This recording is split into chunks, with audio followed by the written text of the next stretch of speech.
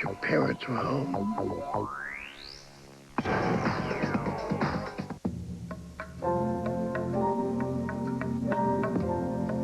Over the years, one brand has won more 4x4 awards than any other name in history. Once again, we've captured everyone's attention. Jeep Grand Cherokee 5.9 Limited, 4x4 of the year. Jeep, the most award-winning brand of 4x4s in all the world. My girls were in an accident. I called Prudential. Good afternoon, Prudential. They told me what to do. We will do an estimate of the damages. It was just wonderful. And then begin immediate repair. I can authorize a rental vehicle for you. I have gotten other quotes from other insurance companies. I'm calling about the accident you reported today. They really can't compare. We'll do what we need to do to get this resolved as quickly as possible. You're all set. Thanks for calling Prudential. I've found a good company, and I'm staying with them.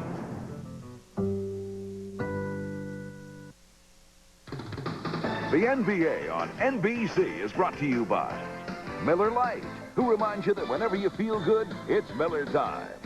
By Jeep, makers of the Jeep Grand Cherokee, Cherokee, and Wrangler. And by the irresistible taste that makes you say, did somebody say McDonald's?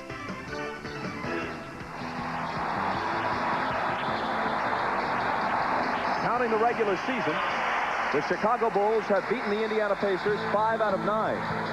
Prior to Game 5 of this series, almost all those games were close. In fact, there was only a 2-point differential between the teams through the first 8 games. Then came the Game 5 blowout, led by Michael Jordan, who had 29, and had he been forced to play more, probably could have had around 40. Tony Kukoc, after a slow start in this series, is now shooting 50% through 5 games. And Phil Jackson hoping for his 6th trip to the NBA Finals and a rematch with Jerry Sloan and the Utah Jazz. Miller and Jackson in the backcourt, although Travis Best has been getting a lot of playing time, as you know, at the point for Larry Bird. Smits has played well in the home games and has pretty much been shut down at the United Center. Larry Bird told us today he doesn't enjoy lobbying the officials, but he feels, as he puts it, that he's got to stand up for my guys because Phil Jackson is doing it for Chicago. We go to Ahmad. All right, thanks, Bob. I was in the locker room of the Bulls before the game. Very businesslike attitude. Michael Jordan told me that this game is all about closure. Now, Bob, you mentioned the things in our opening about if they win tonight, they have a longer rest period. If they lose, they at least can play Game 7. Michael told me that it is not about anything about that. It is about right here and right now. He says they're the defending NBA champions, and every now and then you got to prove that tonight will be one of those nights. Let's go down to Jim Gray. All right, thank you very much, Ahmad. Well, I spoke to Larry Bird, and he is very disappointed with his team and the way they played in Game 5. He said they lacked effort. He said he's not going to tolerate that at all tonight. He went on to say that he feels that the Bulls are going to come in here very, very confident because of that performance. He concluded by saying, we've got to beat the Bulls not twice, but 4 times. I derive absolutely no moral victories or any personal satisfaction in losing 4 games to 2. It means nothing to me. I hope my team understands that. Bob? Jim, thanks, and we're underway. The tip to the Pacers.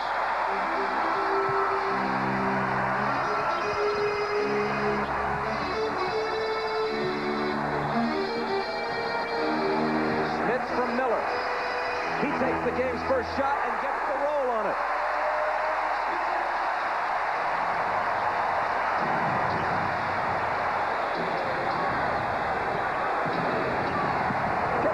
And Kukoc sees it. Scotty missed it, but keeps it alive. To the left hand, and he ties the game. Kukoc did not get the assist on that good pass, but he had 7 assists Wednesday night, really showing good vision. Well, this is exactly what Scottie Pippen did in Game 5. Take the ball right to the front of the basket. He did it 3 possessions in a row the other night. Tonight, you see it once again. Dale Davis bounces off Kukoc, and Indiana reclaims the early lead. And you see the aggression right away that Indiana has, going with Smith directly to the basket and Davis directly to the basket. Harper around the wall with a screen. Luke's got it back. And a whistle from Joe Crawford for an Indiana foul. It's on Mullen.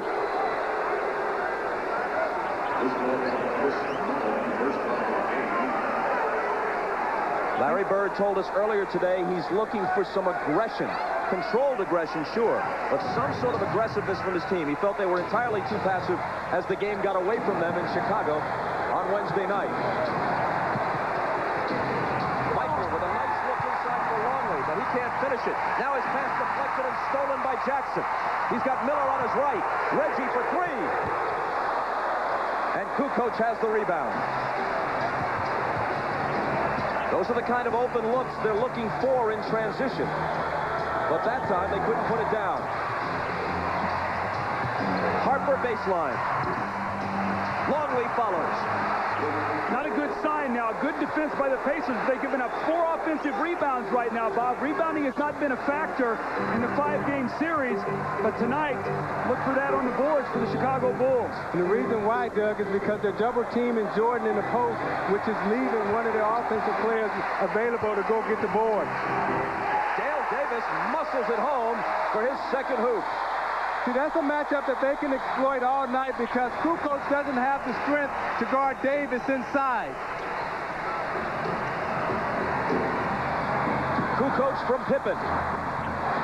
Ties it at 6. Tony Kukoc is playing with such confidence. Bobby's a much better player when he starts. Now, I know that puts Dennis Rodman on the bench, but when Kukoc gets into flow and hits his early shots, he's a dynamic player for this team. He had 19 with 7 assists and 5 rebounds in Game 5. Jackson misses the 3. Trying to hawk Kukoc from behind, but Tony gets rid of it to Pippen. He may have traveled, no call. Michael's first shot is long. Rebound Miller.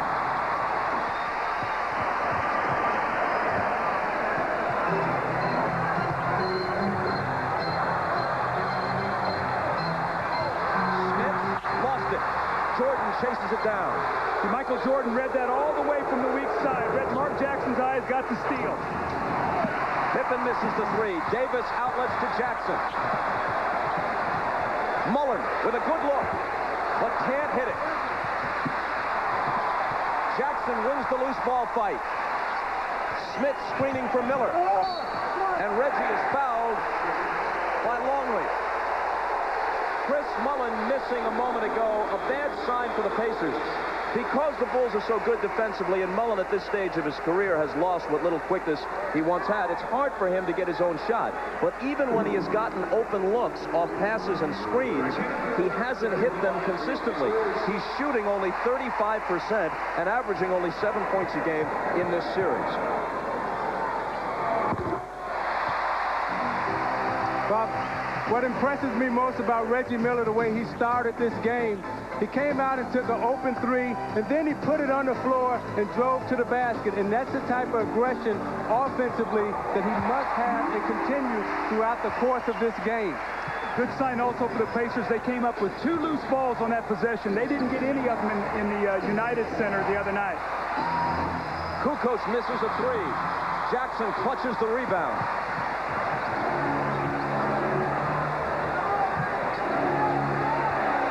Davis working on Kukoc again. Jumper in the lane. Missed it, but he was fouled. See, Chicago's going to have to make a decision. Do they come back and double team and leave Davis, or do they come back off of one of the shooters, either Reggie Miller or Mark Jackson? And Bird told us that he would like for Mark Jackson to step up and make a 3 early in the game to open up the inside for them. He's taken 1 thus far and missed it. Dale Davis, as we've told you, is not a good free throw shooter at all.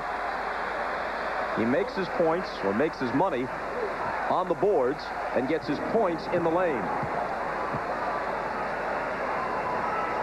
He missed the first and makes the second.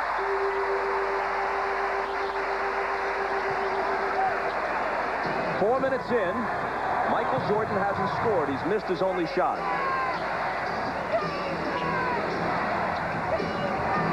Harper driving. Misses the reverse. Jordan has it. Another offensive rebound. The Bulls are really swarming that offensive boards tonight. The Pacers must rebound the basketball. Your initial defense is no good if you can't come up with the rebound. Michael's first basket makes it 9-8 Indiana. Jackson out to Mullen. Now he gets it back. Smith turns and hits. Mark Jackson, vital for him to penetrate. He faked the outside jump shot, got in the lane. Smith slides to that open area, and he finds him. Great start for Rick Smith today. Davis comes over to help Miller with Jordan.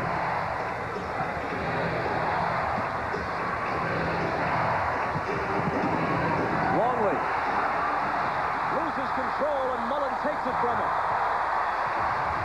Jackson. Smith. Miller hops one from the corner. It's short. Gets it back. Kukoc knocked it away from him. It's still Pacer ball. The clock stops with 6:38 to play in the first. Pacers by 3.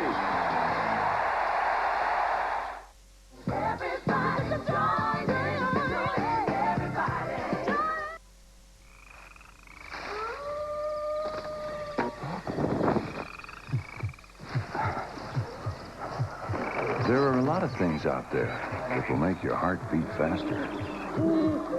This is one of them. Jeep Cherokee. With full-time select-track four-wheel drive and quadrelink suspension, it's sure to quicken anybody's pulse. Now get Jeep Cherokee with all these features, including air conditioning at no extra charge. Don't let a flat tire put you up against the wall. Even with no air pressure, Goodyear AquaSteel Run Flat drives up to 50 miles to safety. New AquaSteel Run Flat. Goodyear. Bubble wrap. Fun. Yeah, it's fun to pop. Leading off Sports Center. Fun. Yeah. Country line dancing. Surprisingly fun. Really? No-look passes? Yeah. Cuddling?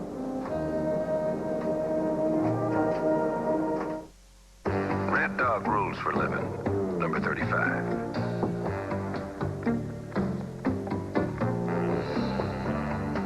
Every dog loves a good chase. Baby, baby, it looks like it's gonna hail. Baby, baby, it looks like it's gonna hail. You better come inside, let me teach you how to jive and wheel. Oh, you gotta jump and jive and then you really gotta jump and jive and then you really gotta jump and jive and then you will.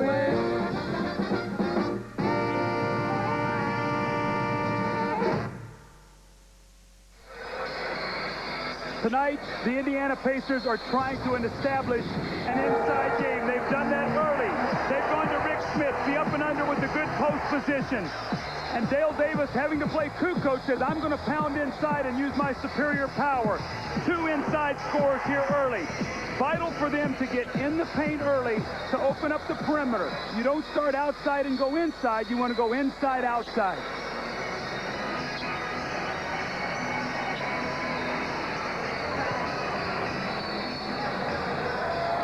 Pacer ball after the timeout.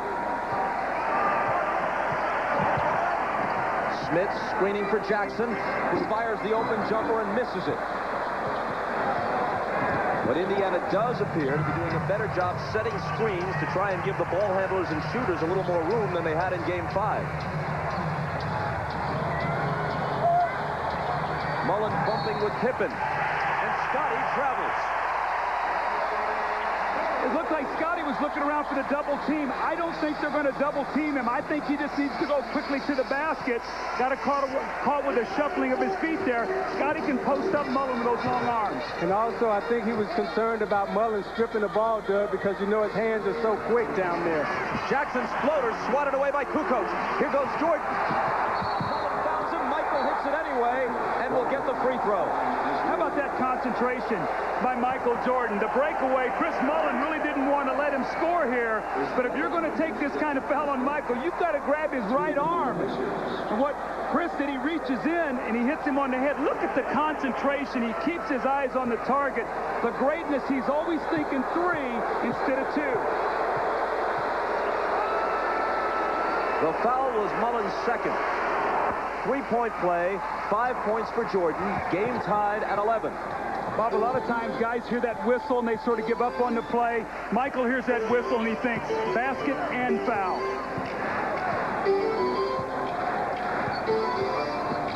Miller, catch, shoot, no. Rebound Davis. Michael's on Mullen. Smits, double teamed, so it's Jackson for 3.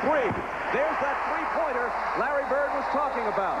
Now what that does is they won't come off of Jackson as much, and that should allow Mullen to get into the game because he's a great spot-up shooter.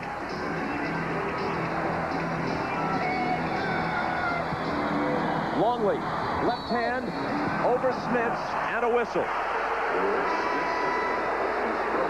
The foul is on Smits. Let's go back to the previous play. Isaiah, what this opens up, when Pippen goes back and helps, if Mark Jackson will make this shot, then when Scotty closes out, now he can get the penetrating dribble, get in the lane, and find his open shooters, whether it be a Mullen, a Smits, or a Miller. We see Mark Jackson leaving the floor. I think he collided with Michael Jordan on that last play. He's replaced by Travis Best. Best and Jackson have never been on the floor even for a second at the same time in this series. So their combined minutes equal 48 in each game. And as a combination, they put up 18 points, 9 assists, and almost 6 rebounds a game. So that essentially is what Larry Bird is getting from his point guard spot. You know, Bob, they had the shaky first start in games 1 and 2, but since then, they've really settled into this series and have handled the ball well and gotten the ball in position so Miller and Smith can do their job. Miller dumps it into Smits. Over Longley. Off to a good start. The reason he's getting the ball is because he's screening. The screener is the man who will be open because Reggie can now get the pass and be in great position to feed the post. Chicago asked for time. That is an old adage, isn't it, Zeke? The screener gets the shot. Yeah, that's what they taught at Indiana. That's what Bob Knight was big at. You watch Smith setting the screen, and the screener gets the shot. Whoever sets the screen, you sacrifice your body. Now he has position inside. He gives them the up and under and the bucket. And you're watching the NBA on NBC. Yeah, you do it, Zeke. I'm sorry, NBC.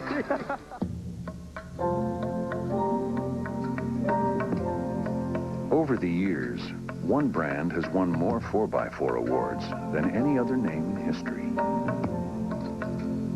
Once again, we've captured everyone's attention. Jeep Grand Cherokee 5.9 Limited, 4x4 of the year. Jeep, the most award-winning brand of 4x4s in all the world. Every player has a weakness. Tonight, Mr. Grant Hill's weakness takes center court.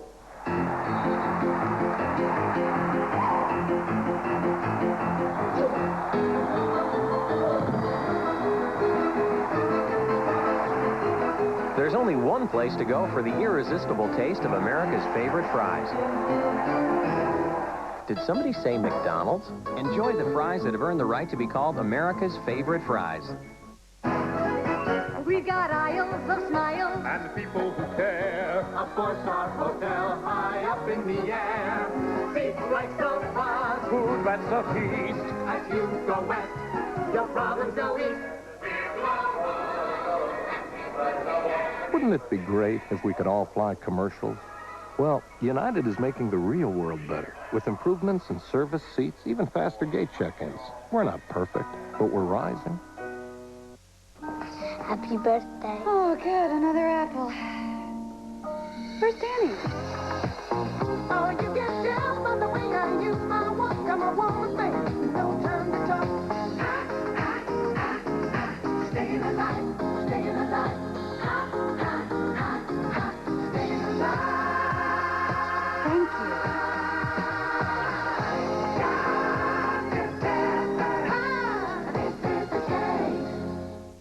It's a place where contrast, culture, and determination will meet in one defining instant. Salt Lake 2002 Olympic Winter Games. Welcome back to Indianapolis. I'm Jim Gray. You see Mark Jackson. He is back out on the bench. He went into the locker room after this play to visit with trainer David Craig. He collides right here with Michael Jordan and goes down and hits his left knee. He was concerned and scared about it, just wanted to run it off, get on the bike for just a minute. They looked it over. He's fine, and he'll return to the game. Bob? Thanks, Jim. And entering the game for the first time now after the timeout are Antonio Davis and Derek McKee for Indiana. Scottie Pippen gets inside, but there's a whistle before the shot. And the foul is on Reggie. The moment McKee came into the game, he went right over to Michael Jordan. That put Miller on Scottie Pippen. Now they're going to attack Reggie. If he's got a bad ankle, they're going to go at him. So he's going to have to play some post defense, whether it's Michael or Scottie. Here is Michael with the jumper. Two defenders on him. Soft touch. He gets the roll. Ahmad Rashad tells us that on that same collision with Mark Jackson, Michael Jordan sustained a small cut on his hand, which apparently has been closed because you can't be in the game if you're bleeding. Harper on Miller. He deals it out to Best. 5 seconds to shoot. Best will. And it's way off. Harper kicks it but recovers it. Nearly traveled, but no call. Bulls down by 1. And an illegal defense warning against the Pacers. With play stopped, Dennis Rodman makes his first appearance. He's averaging 10 rebounds and 30 minutes played, as you see, in this series. He averaged 15 rebounds a game for the regular season and 16 a game through the first 2 rounds of the playoffs. But he's only started 1 of these 6 games. Reggie Miller is very upset here. He feels like that Dennis Rodman bangs him on this shuffle cut. And so Antonio goes over and gives Pippen a bump. So you already see the Pacers have put more bodies on the Bulls player tonight than they did the entire Game 5. And Doug, as we talked about in Game 5, the speed of the Chicago Bulls is the thing that gives the Pacers problems. So when you put a body on them, that negates that speed.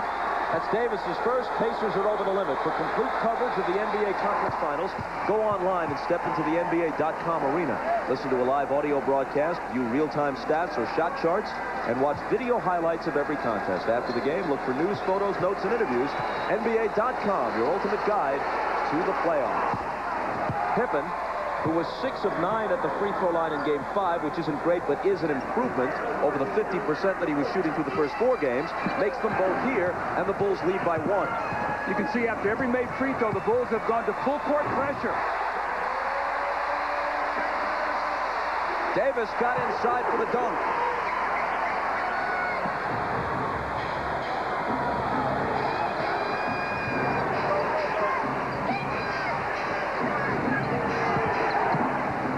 Harper has an open look at a 3, but misses it.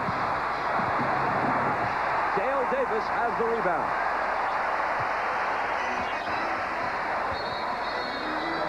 Kicked out by the Bulls. Indiana made 8 field goals in the entire first half of Game 5, going 14 minutes, incredibly, in one stretch, between the end of the first and a substantial portion of the second period without a field goal. They missed 18 consecutive shots during that terrible run.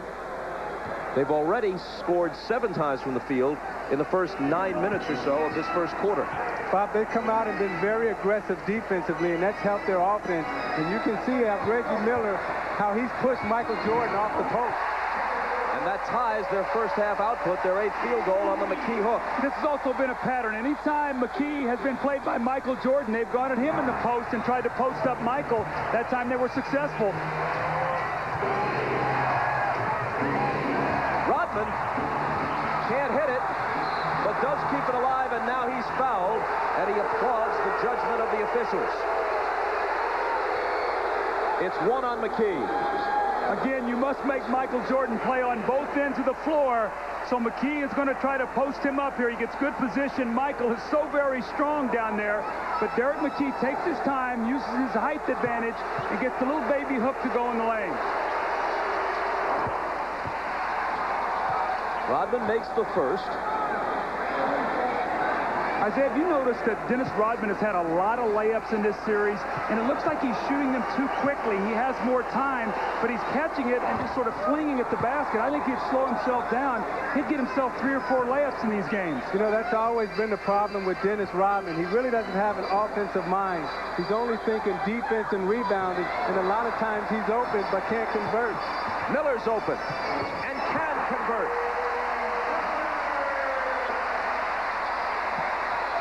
So Chicago is pressuring Indiana up court, and anytime you feel pressure, the best way to beat pressure is with the pass and not the dribble.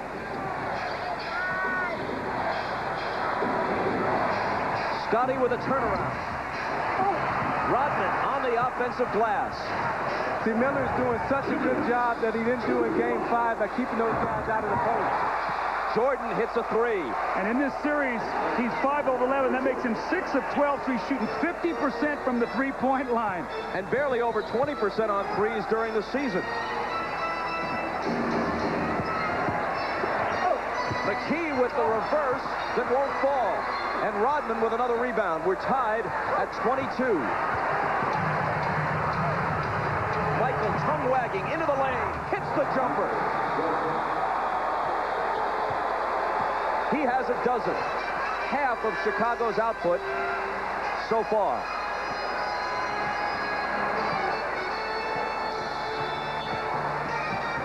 Reggie. Short with a 3. It's quick to Davis, who misses it, but Antonio was fouled. Now you watch Jordan. He'll get himself balanced right here. Long pass, and as they back away from him, he steps up and nails the 3. Now Jordan is really tough in the open court. Loves to go right, gets the angle on Miller, squares himself up, and there's nothing Reggie Miller can do about that when he has that type of angle on him. The foul was on Pippen, his first. Randy Brown comes in for Chicago as Davis misses the first free throw. Here comes Bill Wennington off the Bulls bench, and Kukoc will sit down.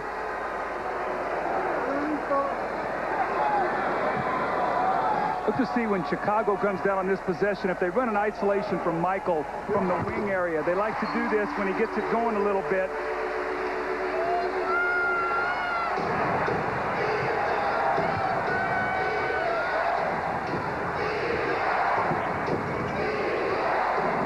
Here's Wennington. His first touch results in a shot that's short. Out of bounds and touched last by Chicago.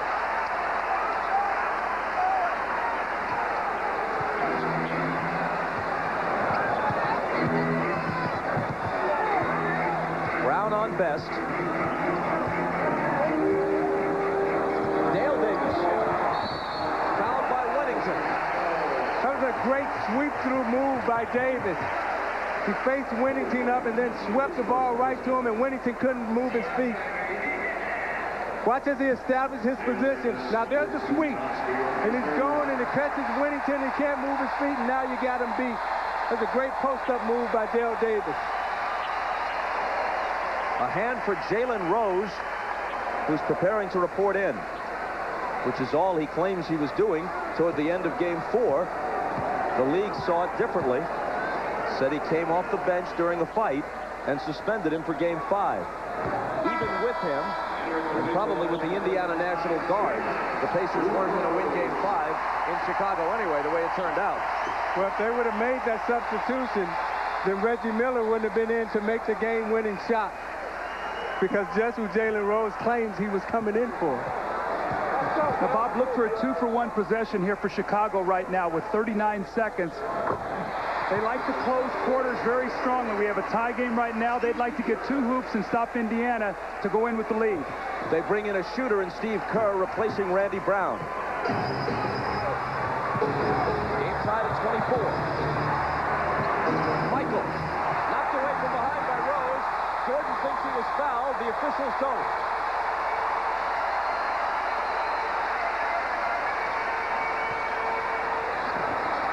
Jalen Rose will shoot it and miss it. Rodman's going to be called for a rebounding foul.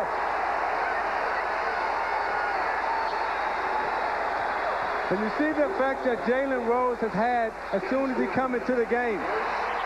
I mean, he'll come from behind. He was crushing Scottie Pippen, and he gets a hand on Jordan's shot. That's what they missed the other night, was his defensive ability, his quickness, and he's able to guard Jordan. I think he got Jordan a little bit right there in the face, too, as he came down after that shot. Now, Isaiah, it's going to be very important. Both Davis boys have gotten to the free throw line in this first quarter. It's important they make their free throws. You get in these kind of games where this hotly contested, where there are no layups, free throws become very, very important. And Davis, Antonio Davis, clangs the first one. Now you look at what Indiana's bench has done. That's been the key to their success the whole season, is the way their bench has been playing. However, the problem in this series, Doug, is that their starters have been outplayed by Chicago's starters. Dale Davis rebounds Antonio's miss, but they still come up empty. Rodman has been taken out by Phil Jackson, replaced by Dickie Simpkins. He was still jawing with Hugh Hollins, and I guess that Phil didn't want to risk a tee. Steve Kerr pops and misses at the buzzer. Through the first 12 minutes, tied at 24. Jordan with triple Miller's output. Reggie just 1 of 5 from the floor. No advantage established yet. Back for the second quarter at Market Square after this. This is, as you know, the NBA on NBC. Sometimes you just have to want it more. When more points comes down to more passion. When you'd rather wound your body than your pride. When getting to heaven means going through hell. And either you have it in you or you don't. Gatorade, is it in you? Ship your package in 2 days with FedEx. You run into 7 different price zones. Ship your package in 2 days with UPS. And you'll run into 7 different price zones. Ship your package in 2 to 3 days with Priority Mail. And there's just 1 price zone. So, what's your priority? Priority Mail from the U.S. Postal Service.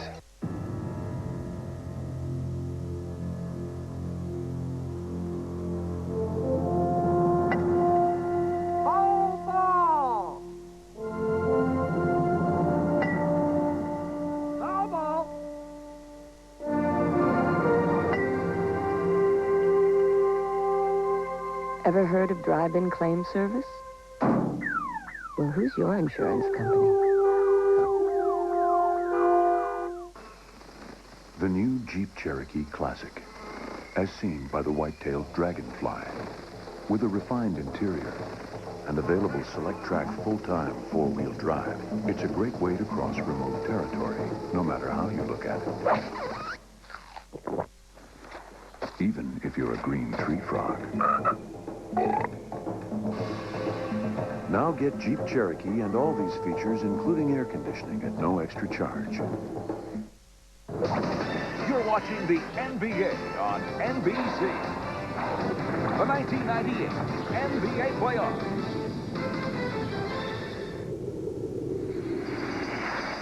Michael Jordan had a big first quarter in Game 5 and a big game, and he did it in the paint. He had 8 field goals in the paint in Game 5. Tonight, he has 12 points, which is dynamic. But look, only 1 inside the paint. Now, will that take its toll on Michael as the game goes along? He's working very, very hard. The other night, they gave him easy scores. And in the 10 wins, you can see he averages 6 field goals in the paint. And in the 3 losses, only 2. He goes out more on the perimeter, and his free throws come down. Tonight, that's been the same pattern. He still has 12 points. But what will that mean as the game goes on? As we begin the second period, Jordan on the bench, Rodman back in the Chicago lineup. Scott Burrell makes his first appearance. There's Burrell with the ball. Long lead to the cutting Pippen. He was fouled, nearly a three-point play possibility. Isaiah, you know this because you played against this Chicago Bulls triangle offense. When that ball goes into the post and you're guarding the corner, you have to drop off and you cannot get beat on that baseline cut. And they're consistently getting beat on that little give and go from the center on that baseline cut. Yeah, right now, Doug, they're so aggressive that McKee, he should have dropped off and cut the baseline. However, in the triangle, in the triple post, what concerns you is when you drop in there, Scottie Pippen coming over the top for the split cut. So that's why this offense is so good for the Chicago Bulls, because it totally keeps you off balance. So far tonight, Pippen is 4 for 4 at the line.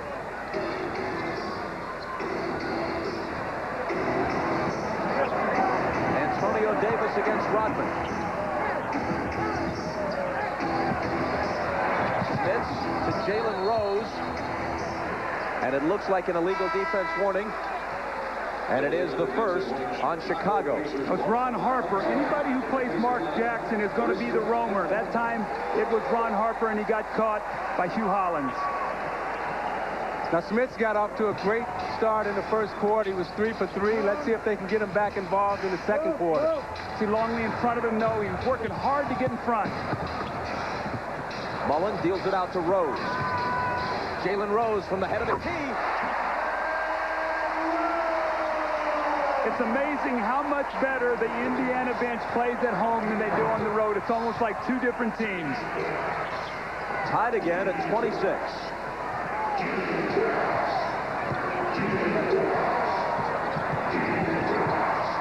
Harper double team.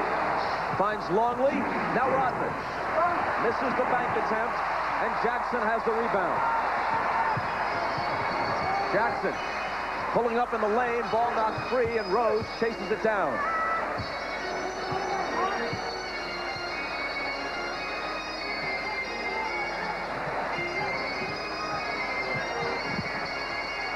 Mullen with a leaner, good off the glass. They need Chris Mullen to give him some points because he's a liability defensively otherwise. So when he's out there, he must look to score. That was his first basket.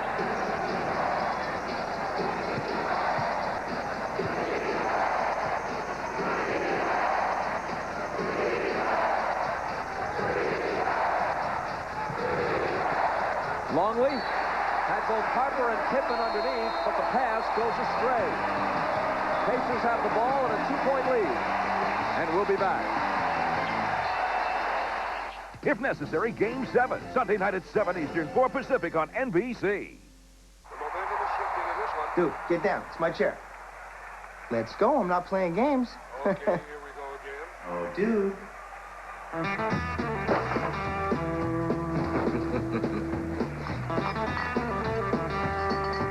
He's got him right where he wants it.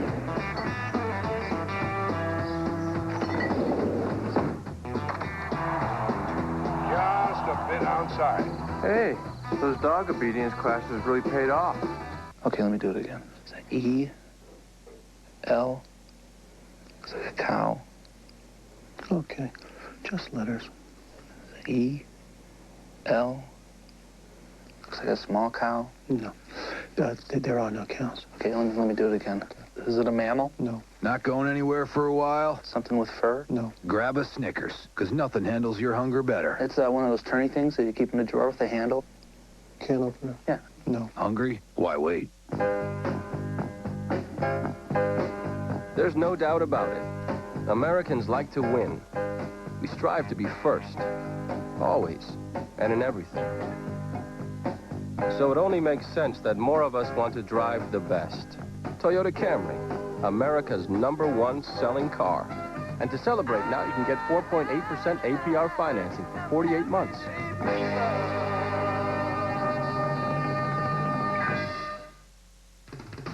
The NBA on NBC is brought to you by Budweiser. Now is the perfect time to enjoy a fresh, cold, Beechwood-aged Budweiser.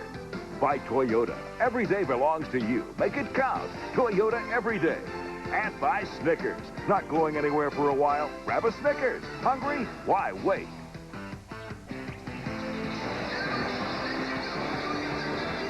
The view of Indianapolis from the Goodyear Blimp Stars and Stripes, based in Pompano Beach, Florida.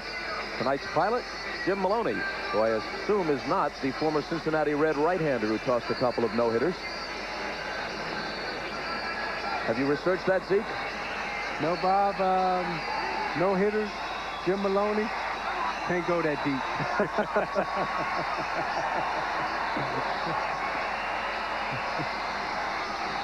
But we have depth when it comes to sideline reporters, including Jim Gray. All right, thank you very much, Bob. Well, Larry Bird wants Rick Smits to stay involved in the game offensively, not just occasionally, but every time down the court. They need his offensive input, and they need him to catch the ball and work the ball around and pass it or go to the hoop, like he has right now. Bob? Good call, Jimmy. That was a great screen by Antonio Davis that freed up Rick Smits coming across the lane. And Scottie Pippen more reluctant to help because Mark Jackson hit that three-point shot. Timeout, Chicago.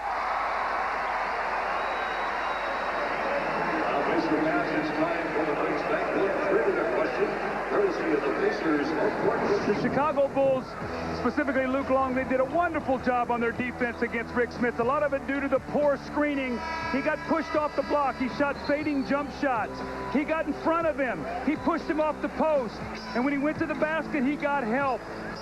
It was a long night, 3 for 11 from the floor, and a long night also for the Indiana Pacers. Tonight, Rick Smits, he's been a different player here at home. He comes off the back screen. It's a double back screen. He catches it in the post. He takes his time. He looks around, gets his rhythm, fades away, and a little patented baseline jumper. After the timeout, Bulls trail by 4. This is the biggest lead for either team. It's been close throughout. Pippen's floater's no good. Harper has the offensive rebound. I think Smits may have got away with a goaltending right there.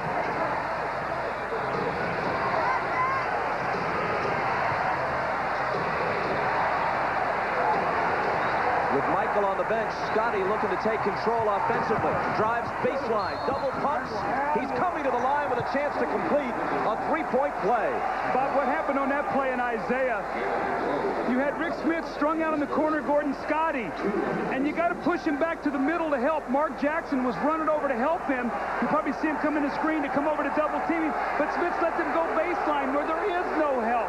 And now you give up the possible three-point play. You always have to push your people to help. Doug, you know, a lot of times when you're guarding someone in the corner and you see that defender coming to help you out of the weak side of your eye, you have a tendency to relax a little bit. And that's what Smits did. He relaxed a little bit, and Pippen faked him and went baseline. He really took a shot, wincing a bit as he stands at the line. Here's Ahmad.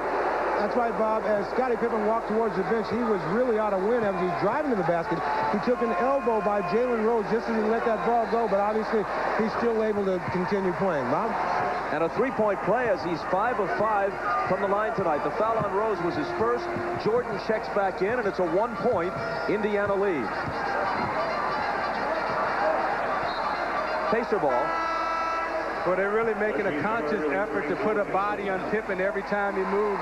Chris Mullin just set a backcourt screen on him. Pippen ran into some contact, and that's what they did so successfully, Doug, in game 3 and 4.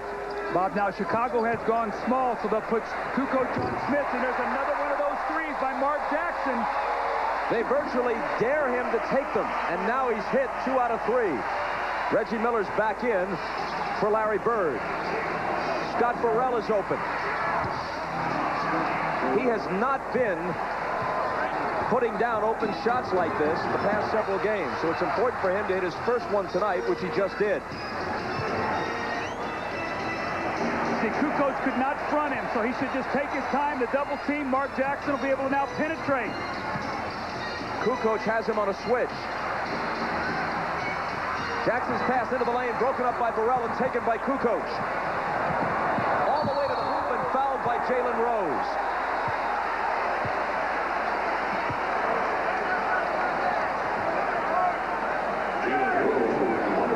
And here's Jim Gray. All right, Bob. Well, there's been so much talk about Reggie Miller's sprained ankle. In Game 4, he said he shouldn't have been out on the court. He hit the game-winning shot. Felt the same way going into Game 5. Also said it publicly. Larry Bird said to him, hey, if you can't be on the court, I don't want you on the court. That's what he told us today, Bird. He said, come to me before the game. If you can play, we'll play you. If you can't play, I don't want to hear after the game that you shouldn't have been out there. Reggie gave him the thumbs up, gave me the thumbs up, and he's out there playing. Bob? Thanks, Jim. Zeke, concealing or downplaying injuries is part of the game, especially in the playoffs. You're absolutely right, Bob, and you never want to let on that you're injured in the playoffs, especially if you're the leader or the superstar of your team, because that gives the Chicago Bulls a right to attack you. The ball was kicked, and the Pacers will have it out of bounds. Larry Bird was telling us in his office today about the '87 finals between the Celtics and the Lakers, two of the greatest teams in NBA history, and Kevin McHale played that series with a broken bone in his foot. I remember that series because they beat us to advance, and Lambeer, every time McHale came down and tried to post up, Lambeer was kicking him in the foot. Jalen Rose hits the open J. I can't believe Bill Lambier would do something like that unless you told him to do it. Hey, we wanted to win, and we would have done anything to beat the Celtics at that time. Lambier was, of course, a noted pacifist. Here's Kukoc. Bulls trail it by 3. Jordan has trouble with the dribble. Ball loose. Michael turns it over.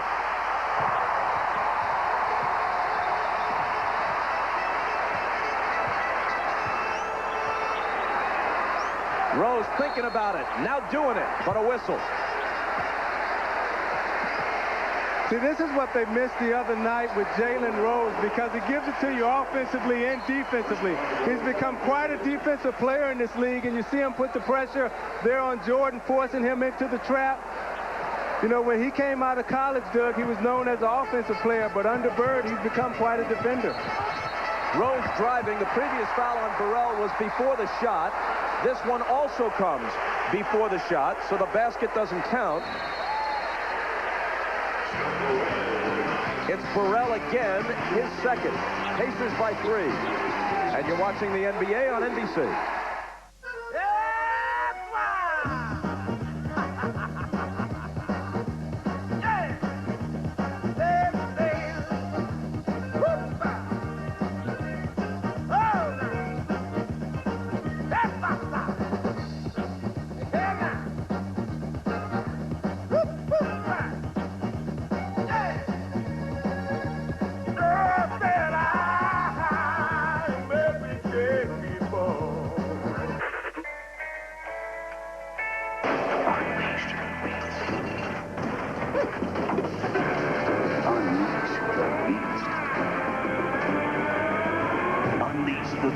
Milwaukee's best.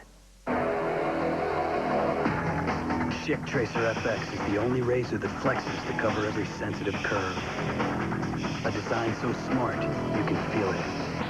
Schick, the feel of smart design.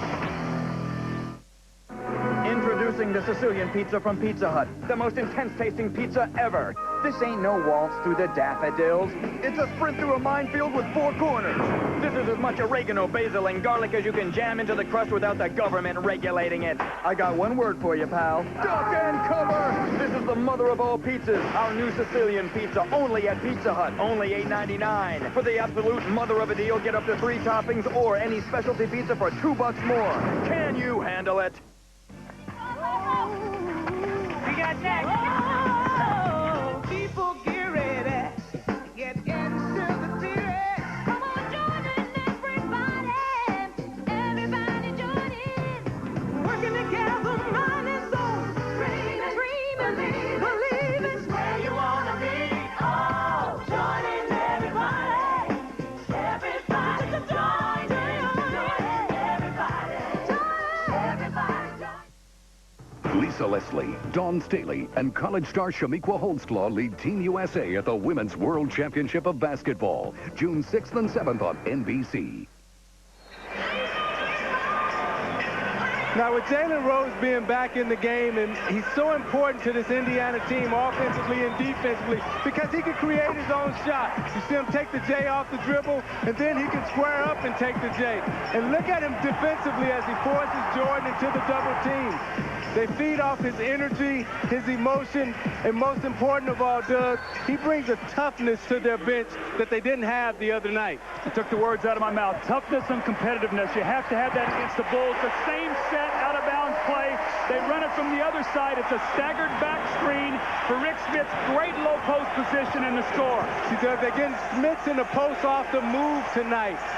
Game 5, they were trying to just have him use his strength against Longley. Kukoc answers at the other end. Meanwhile, Smits is 5 for 5.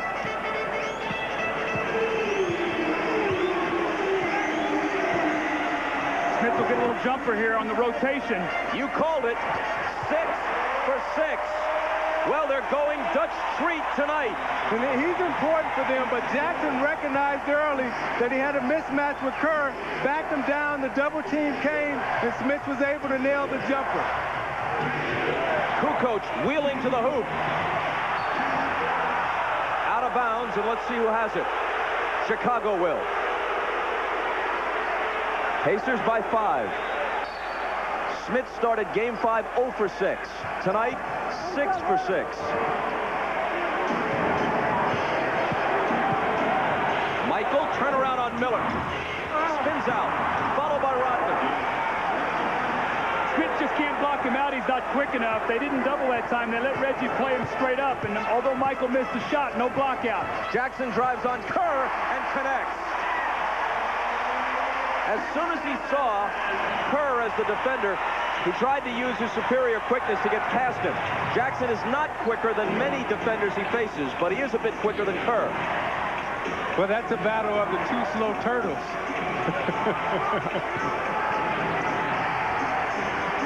Burrell with a 3. It's an air ball out of bounds to Indiana. See, Bob, the thing that I'm noticing right now is how tough Reggie Miller is defending Jordan in the post. You're never going to stop him. However, he's giving him some resistance tonight, forcing him to that mid-zone area as opposed to letting him back him all the way down. Let's see if they go back to the screen and roll again with Smith rolling out for the jump shot. Here's Smith. And an offensive foul. Offensive foul on Indiana. Rick Smith is right here. They're going to force it down to help. Rick Smith works right over here for the jump shot. Michael Jordan doesn't rotate, and that's Rick Smith's spot. They know they can get that shot anytime they want it.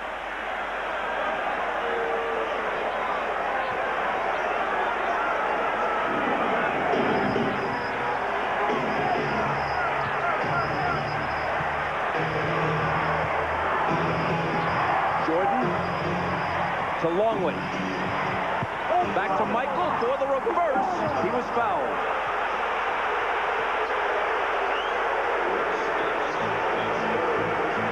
A reminder that tomorrow at 3 Eastern Time, NBC begins its coverage of the French Open from Roland Garros in Paris. Michael Chang, women's number 2 seed Lindsay Davenport, and Serena Williams, Venus's younger sister, are on the schedule. And on Sunday, take note that we also begin our coverage at 3 Eastern Time, highlighting the slate, top seed Martina Hingis, Monica Seles, Marcelo Rios, and Venus Williams. That's the French Open tomorrow and Sunday, each day at 3 Eastern on NBC. Smits, picking up his 3rd foul, has to go out. It hurts to sit him when he's hot, but Larry Bird has no choice. Michael missed the first one, but not the second. You can also see with Chris Mullin not getting it done offensively and Jalen Rose being back, he's getting the bulk of the minutes tonight with Mark Jackson and Reggie Miller. Now it's Jordan on Jackson. Here's Rose driving. Pull-up jumper. Jalen Rose came to play after being forced out of Game 5 with the suspension. Jalen Rose has been huge in this series. He's becoming a big-time player in this league. I'm so proud to see him growing up and accepting the challenge. The last 3 times, the Pacers have beaten the Bulls twice in this series, and their last meeting of the regular season, Jalen Rose had big games each time. Jordan. It'll be Pacer ball.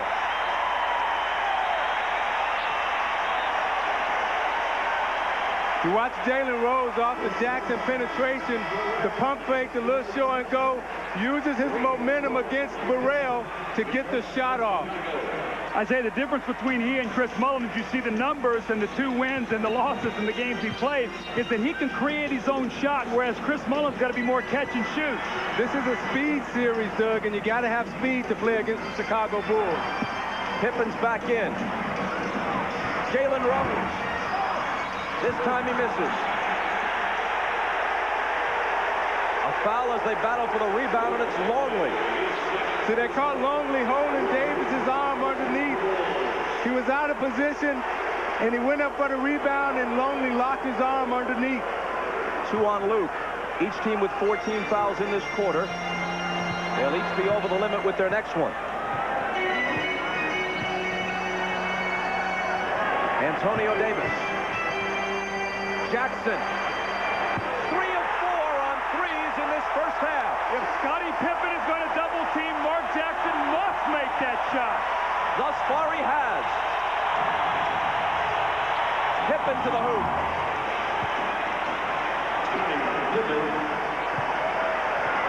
Scottie Pippen now with 11. They're going back to that curl move. You're going to see Reggie Miller curl over Davis, try to post him up, and Mark Jackson will work to the open spot. Antonio Davis on the move. It hung on the lip and then fell home. See, they're making Longley move his feet. They're pulling him out 15 feet away from the basket and letting Davis use his foot speed to go around him. Listen to the crowd at Market Square, all of them on their feet. Pacers by 9. Pippen can't cut into it. Kukoc bats it to Harper, and Longley is rejected. Harper chases it down. Someone got a small piece of that, and Jackson has it. Looking for a double-digit lead. Jackson to Dale Davis. He's fouled.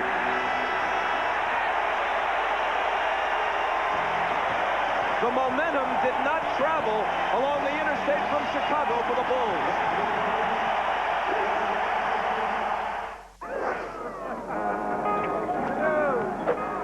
Trouble finding your seats? So you're in Section A, row 1, seats 1 and 2. Yeah, your seats, they're all the way up there. Need a little help? Yeah. This says Section Double Z, seat 381. You're courtside. Huh? That's right, kids. Come on, courtside. All the way up. Keep going. You're gonna need these, mister. CEOs in the cheap seats, fans on the floor. On justice was served.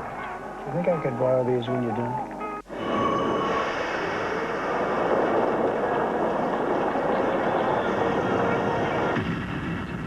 Oh, man. Where's he going? Mountains? River? Both? It's Tuesday. People work on Tuesday.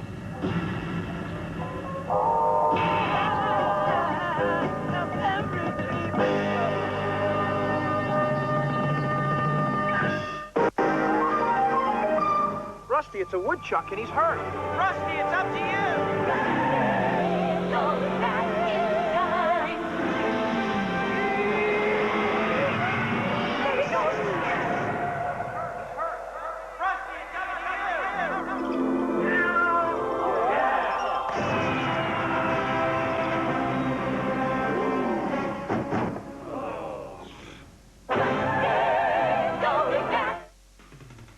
I'm Hannah Storm in New York. Coming up on the Prudential Halftime Report, we'll hear from Utah's Karl Malone. The Jazz will meet the survivor of the Bulls and Pacers in the NBA Finals starting next Wednesday night in Salt Lake City. And Malone looks forward to the possibility of a rematch with the Bulls. Of course you want to play the team that beats you because you don't get second chances. And to be able to have the same team that we had last year and get another opportunity at it, it will mean a lot to me. Plenty more with Karl Malone coming up at halftime. Right now, the Pacers lead the Bulls 48-39 as we send you back to Market Square Arena.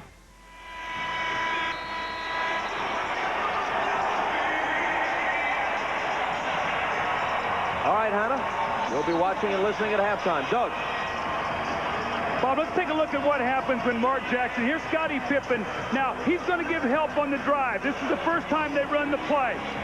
You kick out, and Mark Jackson steps in, and he hits the three-point shot. So I said, you know what? They're going to come right back to the same play. Now keep your eye on Scottie Pippen this time. You step out on the floor, you use your quickness. Scottie, are you going to help this time? The answer is no. So what do? You keep your dribble, and you go right to the basket. That's good execution, and that's why you must shoot the perimeter shot. after an utterly miserable first half in Game 5, in which they missed 18 straight shots in one stretch. The Pacers are shooting 61% in this half, and they've made 11 of 12 in this second quarter. But one thing they cannot cure is Dale Davis's inefficiency at the free throw line. He misses again. The Davis boys combined are 3 for 9 right now from the free throw line. Remember, these guys are getting there. They've got to be able to convert. They could blow this into a double-digit lead by half. And the reason why they're so successful on offense this first 2 quarters is because they only have 3 turnovers. They're handling the ball much better than they have in the past. Davis's second free throw does establish a double-digit lead at 10. And now Pippen loses it. Here comes Jalen Rose. He's got Miller on his left. He pulls up and fires. And back rims it.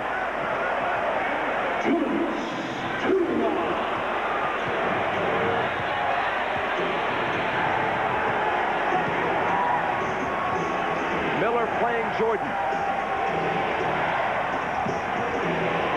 Pippen from Rodman for 3. Big basket for Chicago. They're within 7. See, when that ball goes into the post, if you drop off, as Mark Jackson did, then Scottie Pippen can step back and shoot the 3. But you'd much rather live with an outside jump shot than a layup. Pippen has 14. Miller is open on Jackson's pass.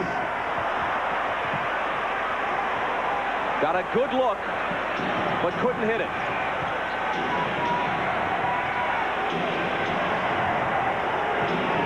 Kukoc knocked out of bounds by Davis.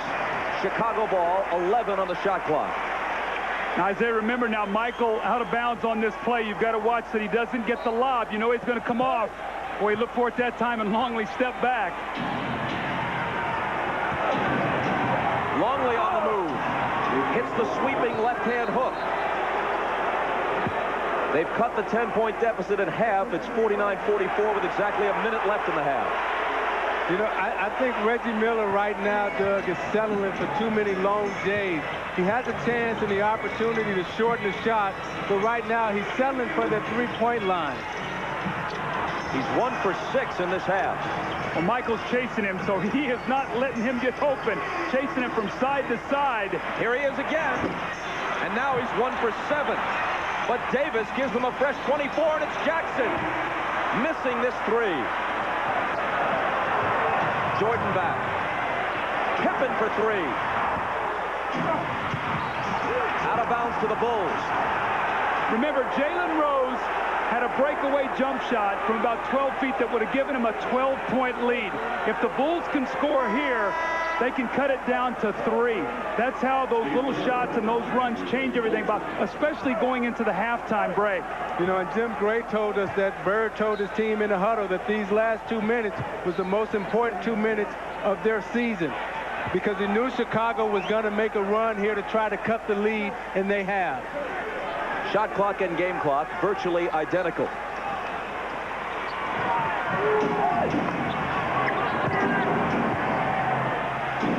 Scottie Pippen looked up. He didn't take the shot. That was very smart. Although he had a mismatch, they want to get the last shot here. This could be a real momentum play. If the Pacers can stop them, they'll go in excited. If the Bulls can score, it'll give them a lift. It'll be Michael to the basket and drawing the foul.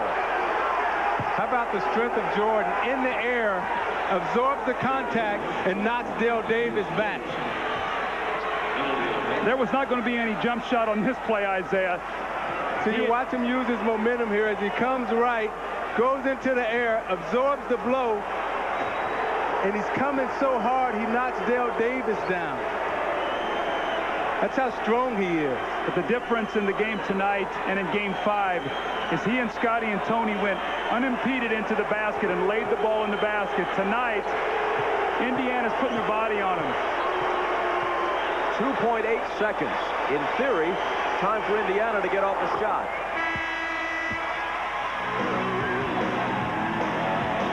And you look how successful he's been this series against the Pacers. But most of his points, as you pointed out the other night, Doug, when he's hot and he gets into a rhythm, he likes to start inside. And what Indiana has been successful in doing tonight is that they've kept him on the perimeter thus far. 15 in this half for Jordan. Pippen has 14. A little under 3 seconds. Davis trying to get it in. Jackson behind the back will have to heave it at the buzzer. And what was a 10-point Pacer lead is sliced to 3 at the half. Now stay tuned for the Prudential halftime report. Hannah Storm and company will be with you after these messages. You're watching the NBA on NBC.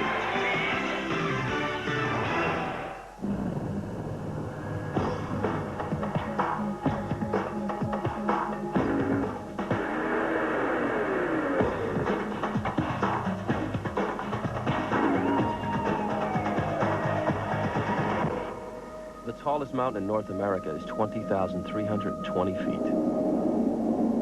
Cool.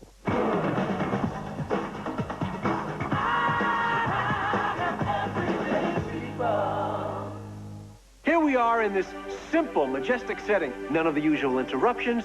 Nobody around to distract us from introducing AT&T One Rate Plus. Now, the key point, the thing to remember, is that every call you make from home with One Rate Plus, every call, day and night, 10 cents a minute. Did you say 10 cents a minute, dude? How do they find me? AT&T One Rate Plus. 10 cents a minute, anytime. Call 1-800-4-1-RATE to enroll.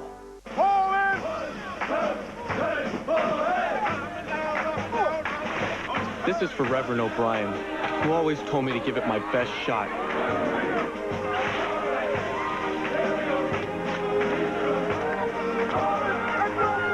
For my grandmother, who showed me what real courage is.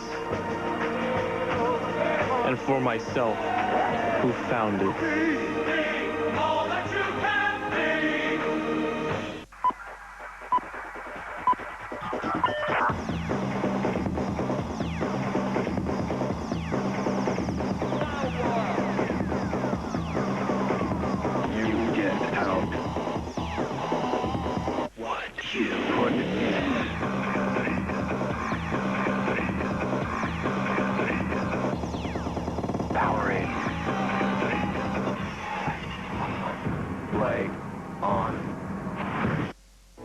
For anyone who's ever worked overtime on their nails. For anyone who's ever worked with a guy like this. Or had to listen to this woman talk about her cat. For those who have slept with their eyes open, we bring you Working, just like your job, only funnier. NBC Wednesdays. Some of golf's best have never etched their names on this symbol of golfing excellence.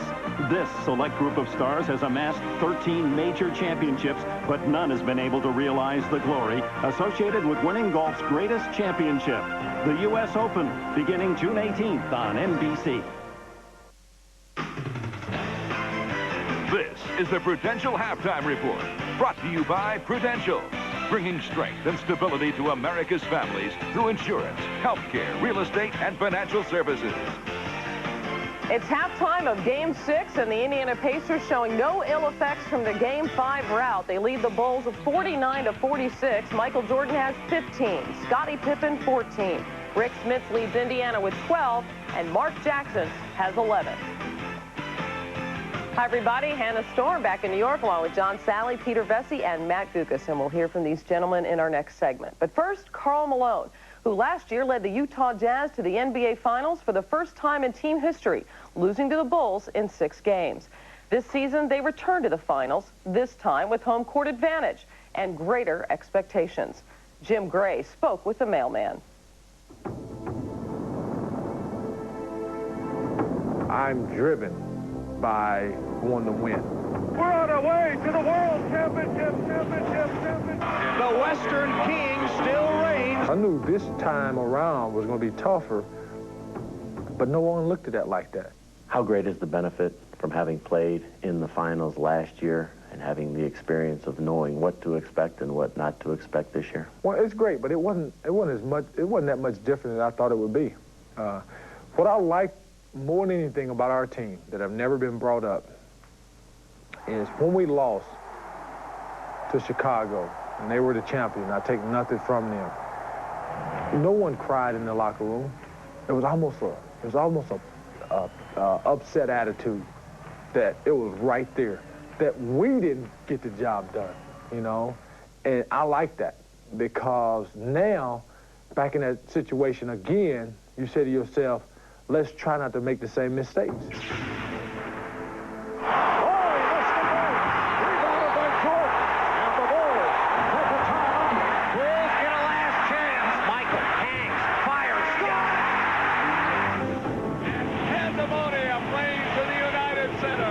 You have told me that you would like to beat the best if you're to win a championship. Therefore, would you kind of like to play the Bulls because they have been the team of the 90s? Being able to be back in the finals the second straight year and playing against a team that beat you last year, you would love to have another crack. I would love to have another crack at the Bulls because you don't get second chances. And to be able to have the same team that we had last year and to get another opportunity at it, it would mean a lot to me.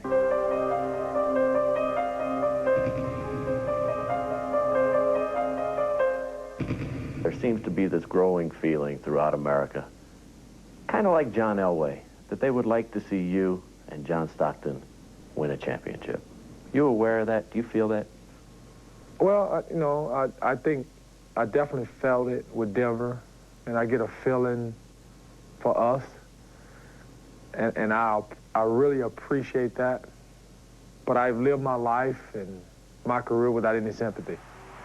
I feel it in a lot of places, and I kind of felt it as the season went on in the most unlikely places. And I just say, we'll try. We'll try our best. The picture that was embedded in my mind was when John Elway dove for the first down. And I remember that like it happened yesterday. And to see his interview after. I can't even believe it. I appreciate all those thoughts and the prayers, and I'm so proud that this team came together. We did it the hard way, but for all the Bronco fans that never had this feeling, we finally got it done. He didn't say me. He talked about the fans, and he talked about his teammates, and he talked about the people around him that have made him for years. If I was writing a storybook ending, that would be my speech. Well, in order for Karl Malone to have his storybook ending, he's going to have to author a better finals than he did last year. Good overall play, but he missed critical free throws down the stretch that really cost his team in a couple of games. Game 1 of this year's NBA Finals is next Wednesday from Salt Lake City. Either the Bulls or Pacers facing the Jazz. Airtime is 9 o'clock Eastern, tip-off just after 9:15. When we return, we'll talk about the first half in Indiana between the Pacers and Bulls. But first, a message from Prudential and a word from the NBA. It never would have occurred to me to use an insurance agent to plan my future retirement. By putting the money in a variable annuity, I know that when I retire, I'm going to be able to draw funds from that on a monthly basis for living expenses.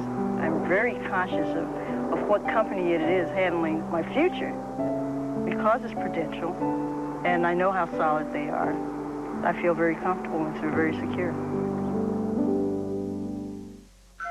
The wind howled through the trees. The monster had escaped. Danger lurked around every corner. He could be anywhere, even inside the house.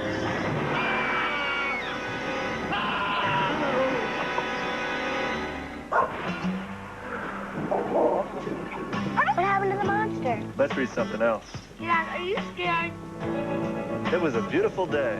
Don't be afraid to read to your kids. Former world #1 Marcelo Rios, Martina Hingis, Venus Williams, Michael Chang, and more. The French Open this weekend on NBC.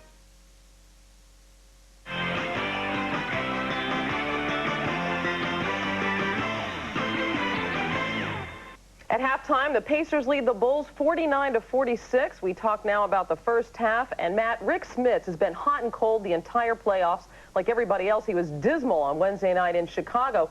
You said the Pacers had to have his offense in the first half tonight. Well, Rick Smits is such a vital part to Indiana's success. Sometimes he gets lost, and sometimes he's just too passive. It's always a good idea to go to him early, see what he's got. Nice up and under against Luke Longley. And this isn't the best position in the world for Smits.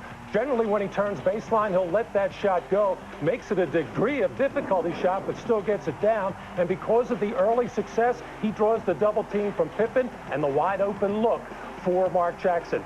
12 points in the first half for Rick Smith, making all of his field goals, but curiously enough, no rebounds. He's not the greatest rebounder in the world, but Rick Smith becomes almost even more important when Reggie Miller is struggling with that sore ankle. He is struggling. 1 of 7 Miller is from the field, just 4 points, 0 for 5 from three-point range.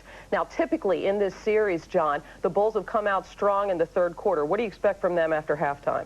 Well, even the Bulls knew that they were going to come out with energy and determination, and they said, okay, they're going to make their runs. And in the second quarter, they made a really surge to take over and was up by 10, but the Bulls just hung in there. Now they're only down 3. In the second half, the Bulls have to stop being passive by taking three-pointers and taking jump shots and not wanting to get hit. They have to get them in foul trouble. They haven't been getting those easy dunks and layups like they did on Wednesday night. Right. Well, meanwhile, the Utah Jazz await the winner of this series. The other Western Conference finalists, the Los Angeles Lakers, are still reeling from their 4-game sweep by Utah. And, Peter, in the last 24 hours, there have been reports in Los Angeles that their head coach, Del Harris, is about to be fired. Are those reports true? No, they're not, Hannah. As far as I know, there's no indication from Jerry Buss, the owner of the Lakers, that he is going to be fired. There's nothing imminent. In fact, he's supposed to accompany the staff and Jerry West and Mitch Kupchak to Chicago for the pre-draft camp. Not to say, Hannah, that Harris doesn't have his detractors. We know Magic Johnson went on national television, our station, and killed Harris for his coaching. But I think Jerry Buss likes Harris a lot. He doesn't want to see people think that he's caving into Magic Johnson and that Magic is firing his third coach, Paul Westhead and Pat Riley being the other two. Another bit of NBA news that we should address, and something that Peter wrote about this morning, and that's the World Championships, which are coming up at the end of July. Right now, 12 of the most prominent young stars in the NBA are scheduled to play in those World Championships. But, Peter, you have said earlier today that if there's a lockout because of the labor negotiations, that may not happen? Well, Patrick Ewing, as president of the Players Association, is pressuring these 12 guys not to participate if there's a lockout. He thinks it's going to hurt the NBA's marketing and promotional, and he wants to show solidarity, something that the union did not have during the last collective bargaining agreement. But the owners, I think, Hannah, would applaud the fact if the players would not go and participate because they don't want their franchise players out there risking injury. It's got a lot of money invested in these guys. Well, if the NBA players don't play, then who does in the World Championships? Well, my sources say that the goodwill players, the goodwill team, the college players, will be the team that they send.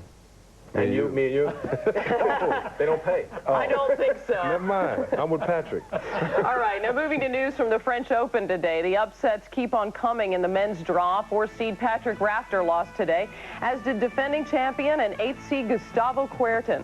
3rd-seed Marcelo Rios advanced, as did number 11 Michael Chang. Amazingly, he's the only American left in the men's draw.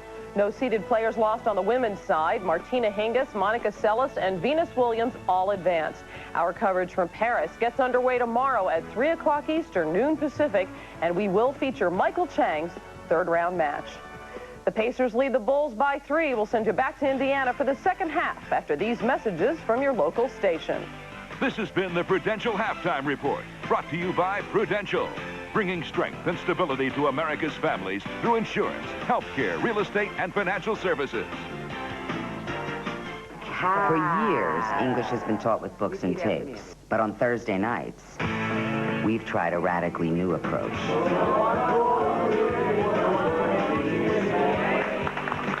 I'm not wearing a blouse. I'm not wearing a blouse. ER has had a positive effect on their counting skills. 1, 2, 3. Hey, whatever works. Clear! NBC Thursday nights, a valuable learning tool. For the love of God, live! This game is brought to you in part by your local Ford dealer. I don't ever slow up, no I don't take shit. I got no love for the fakeness. If you wanna play tough and wanna hate this, I'll always show up. I don't ever slow up, no I don't take shit. I got no love for the fakeness. If you wanna play tough and wanna hate this, I'll always show up and make a statement. I don't ever slow up, no I don't take shit. I got no love for the fakeness. If you wanna play tough and wanna hate this, I'll always show up and make a statement. It is here, high up in the Luganda tree branches, that the pyramantry reproduces. When the mating season is over, the female devours the male, destroying the nest. Now, when you win Lotto from the Illinois Lottery, you don't have to wait 20 years for your jackpot. So, that's where you put it. Again. You get it in one lump sum. All the money, all at once. Rare, exotic, part of the great Bulls dynasty. Subway's Bulls helmet. Get your Chicago Bulls collector's helmet at Subway for $2.99. Before the dynasty is history, and so are the horns. Wear the horns. Name your price on the burger. It's right. Burger places are wheeling and dealing. Are these great deals or just a great deal of fat? Fat is cheap. For a good deal without all the fat, come to Subway. Choose from 7 meals with 8 grams of fat or less. Subway, the way a sandwich should be. It has been said that all the gold and silver in the world isn't 1/10 as valuable as a single child's dreams. So we ask, if gold and silver travel in armored cars, how do we transport those dreams? Drive safely. This obviously has been a home team-dominated series through the first 5, but each of these teams did win once on the other's court during the regular season. Chicago, which once trailed by 10, now within 3 as we approach the third quarter, trying to win on the road and close this one out. Back with Doug Collins and Isaiah Thomas. I'm Bob Costas at Market Square Arena. What jumps out at you from the stat sheet, Doug? Well, there's a lot of interesting numbers, but the one is that Tony Kukoc, Scottie Pippen, and Michael Jordan all played over 20 minutes in the first half. For the Indiana Pacers, only Reggie Miller at 20 minutes. So once again, will the Pacer depth wear this Bulls team down at home? Let's take a look at the Miller Lite halftime stats, Zeke. And with Indiana, go ahead. Why don't you do the trends for us? Well, I think when you look at Chicago, it's interesting. They only shot 38%, but they were terrific at the line, 14-16, and they finished the half on an important 7-0 run in the last 2 minutes to close the lead to 3. Rick Smith was excellent, 12 points, 6 of 6, but he has 3 fouls. We'll have to watch that. And Reggie Miller, only 1 of 7, 0 for 5 from the three-point line. And the thing that jumps out to me for the Indiana Pacers, when you look at Rick Smith and Dale Davis, both those two combined are 9 for 10 from the field. Now you see Reggie Miller struggling a little bit, but Smith's inside play, if he continues to play well inside, will open it up for Miller outside to start bombing away. And on the other hand, you got the two, Jordan and Pippen, Batman and Robin leading scorers again. It's important for the others to step up and continue to play well. You look at Jordan's shot chart. Now the first game back in Chicago, he was able to score inside. You see tonight he only has 1 field goal in the paint.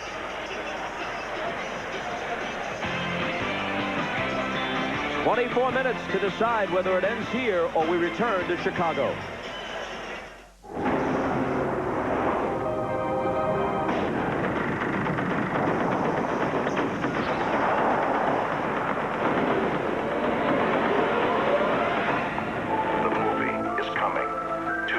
Tickets can be yours.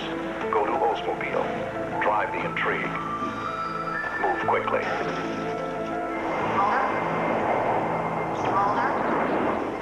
Intrigue by Oldsmobile. Drive the intrigue.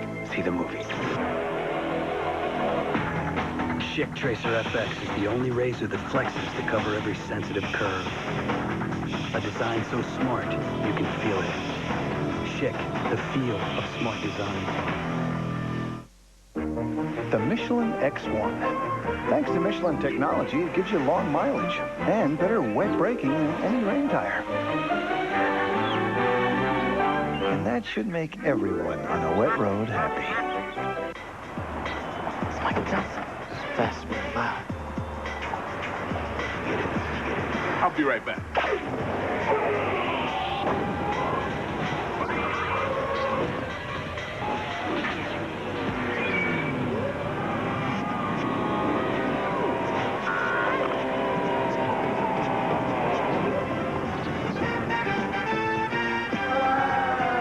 Hate it when that happens.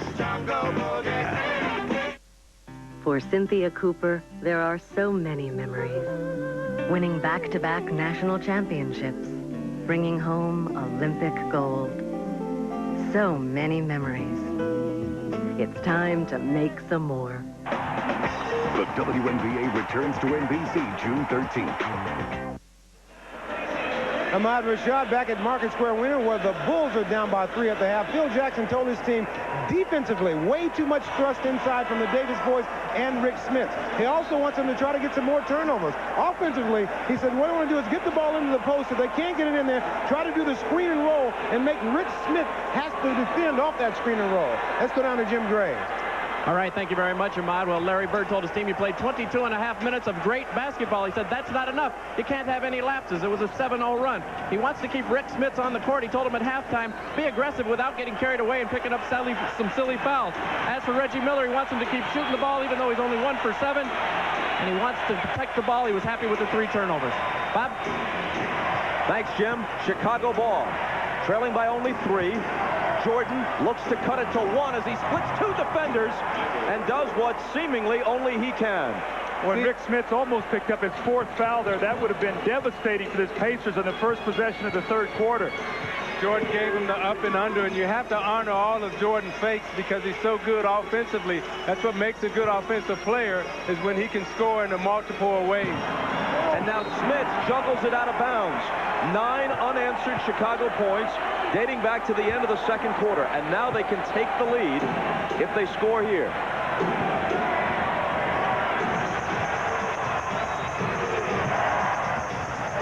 Mullen hits the deck. Pippen fires a 3.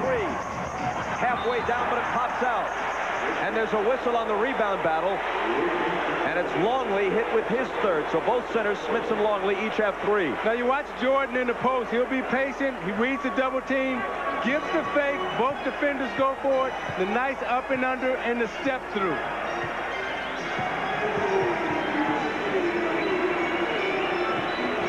Dale Davis baseline. Out to Jackson, and now Mullen. Good look at a 3. And his shooting woes continue. That was a true brick. I can't remember the last time I saw Chris Mullen shoot like this in a stretch of games. We all remember seeing Michael Jordan do that night after night. Chicago, with 11 straight points, has turned a 10-point deficit into a 1-point lead. It's going to be interesting to see how long Bird will stay with Mullen. Miller, and that's way off. Didn't draw iron. The Bulls score here. I think that Larry Bird's going to need a timeout. They're on their heels. Pippen misses the 3, and Davis has it.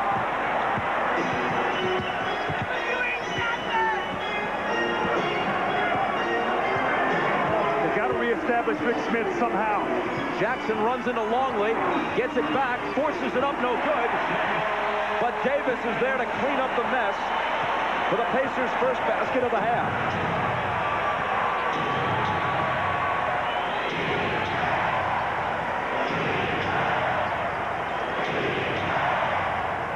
Michael guarded by Reggie. Into the lane on him. Kukoc all alone.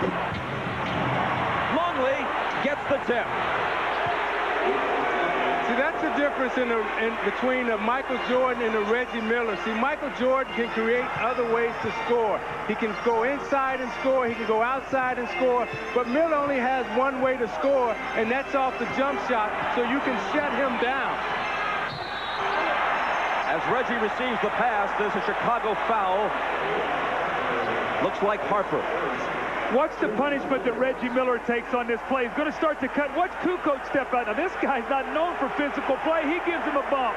Harper chases, and he runs right through the pick of Rick Smith and gets the foul. But you can see Reggie Miller's working so hard to get a shot.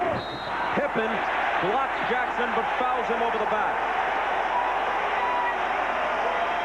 Scottie Pippen was so concerned about Reggie Miller being on the other side. He wanted to force Jackson away.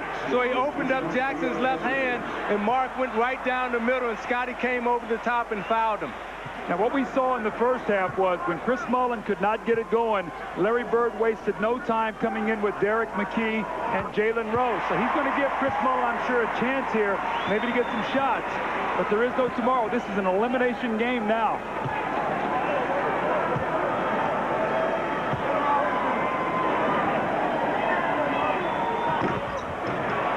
Pacers by 1 again.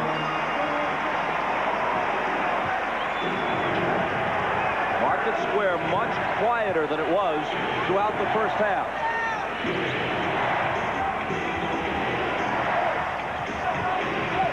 Miller trying to guard Jordan, but can't.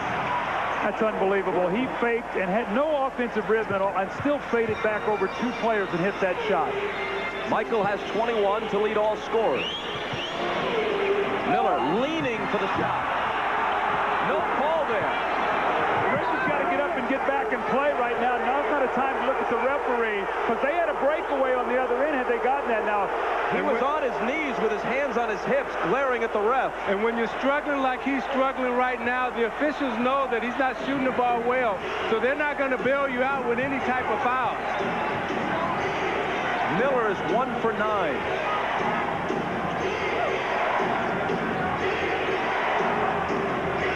Another Jordan jumper, and the same result. As he continues to sizzle, Miller is ice cold. See, with this group right now, neither Reggie Miller or Chris Mullen are hitting, and they've become once again a perimeter team. They've got to try to get the ball inside.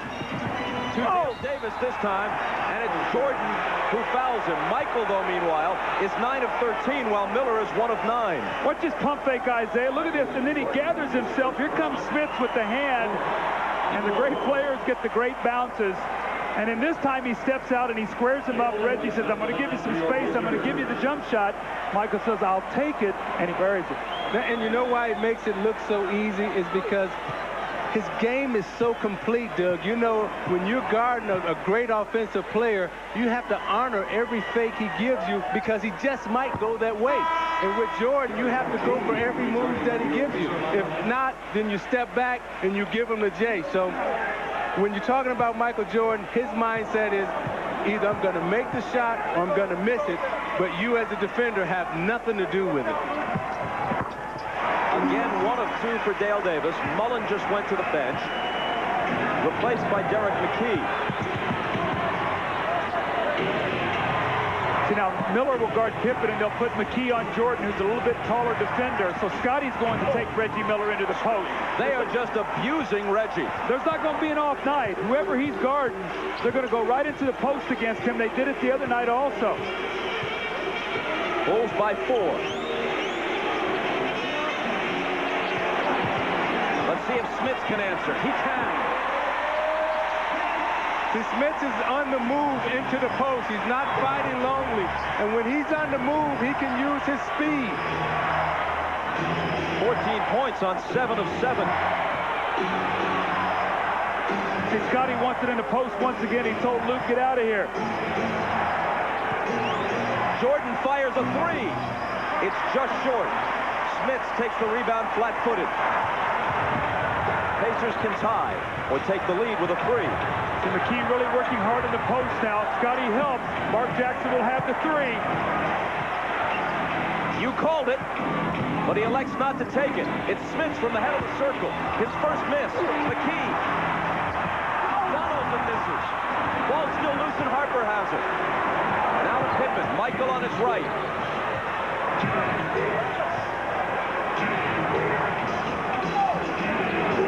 Kukoc on the drive. And Tony Kukoc gives Chicago a 4-point lead. He has 7. He's a left-handed player, Isaiah. You got to push him back right. Dale Davis is letting him go to that strong hand. Mark Jackson into the lane. And now Dale Davis will bring it back to Jackson. Against Kukoc. Davis with the jumper. See, that's where you have to go. You started out the game with Smith and Davis. There were 9 or 10 from the field in the first half, and you got to come back out in the second half and establish that again. You can't come back out shooting Jays. Davis has 14. It's Pippen finding Harper. Head fake, jumper, got it. That's Harper's first field goal. He was 0 for 4 in the first half. He's now 1 for 5. Chicago in much better of an offensive rhythm in the third quarter than they were in the first half.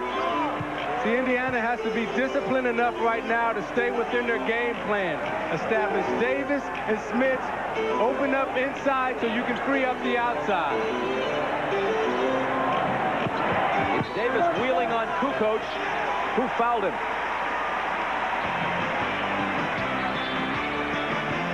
We'll be back to Market Square in a moment.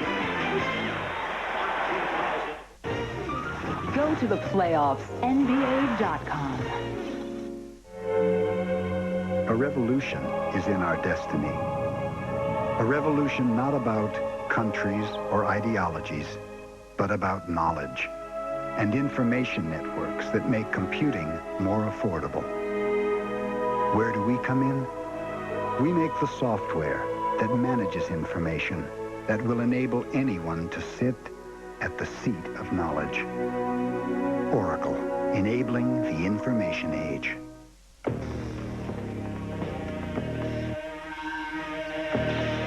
Beneath the skin exists a framework. Solid in design, resilient, and ready to give you the most exciting performance you may have ever had behind the wheel. Call 1-888-4A-GRAND-AM for an even closer look. It's excitement well built. The all-new 1999 Grand Am by Pontiac.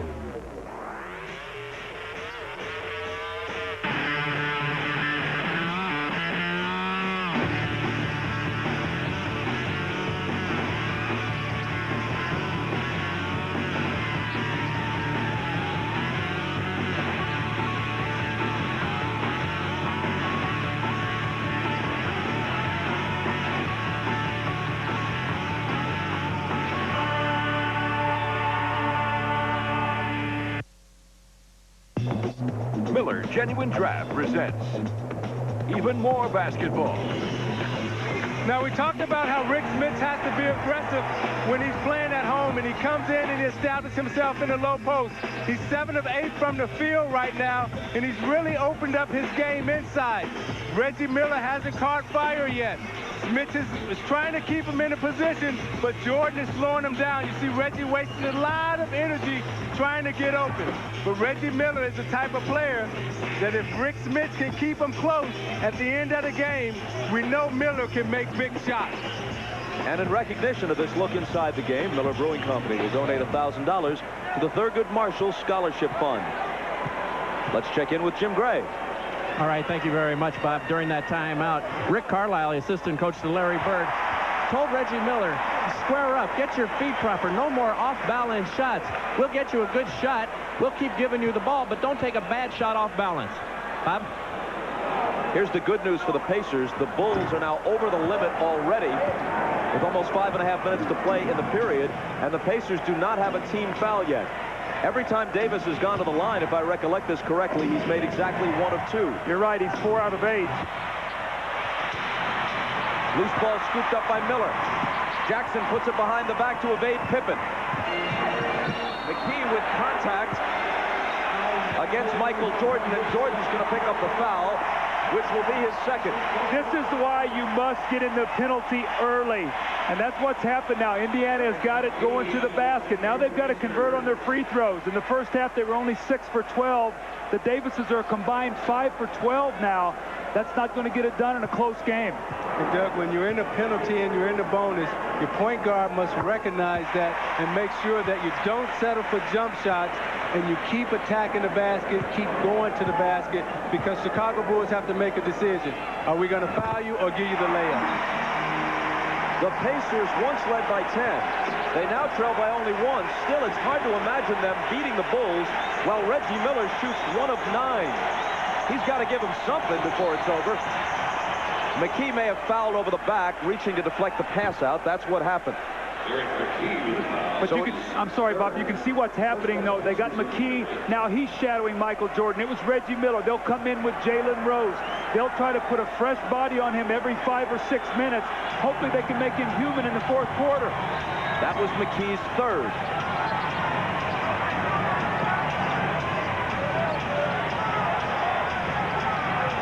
Kukoc backing in. Fade away. Won't go. Smits takes the rebound. Jackson looks to push it up the floor, but Harper cuts him off. Smits from Davis. He was fouled from behind by Harper, but can't believe he couldn't complete it with the slam. Well, you know what happened, Bob? He didn't know that Harper was behind him. Otherwise, he would have put 2 hands on the ball. He thought he was wide open. Kukoc takes himself out of the play. Smith's man's help. Now he thinks, I'm wide open. And Harper comes over and gets a piece of it. If you got 2 hands on that ball, it's a 3-point play. You know, this game reminds me so much of game 3 and 4, when at the end of the third quarter, Bird brought in Antonio Davis and Jalen Rose, and they thoroughly dominated the third and the fourth quarter. Let's see if that happens tonight.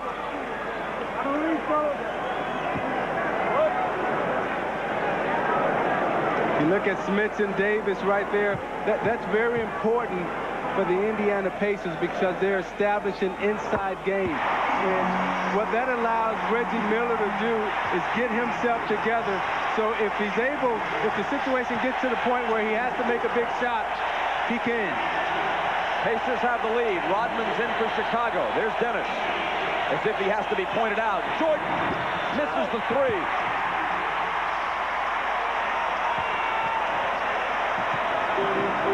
McKee cut off by Pippen.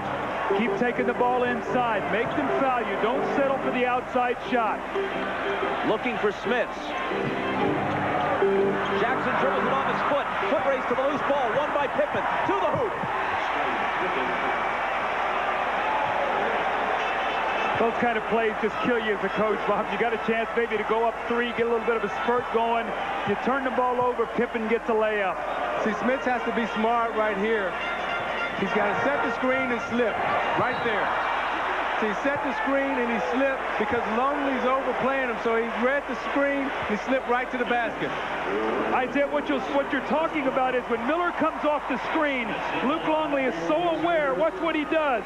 He loses contact with him, and Smith goes right to the basket. That's a nice play and a nice read. Just the movement of Reggie Miller created that for Rick Smits. And Smits must stay on the move, Doug, because he doesn't have the body strength to fight Longley inside. The first half he was successful because he stayed on the move. Smits, in his 10th year out of Marist, made the All-Star team this season for the first time in his career.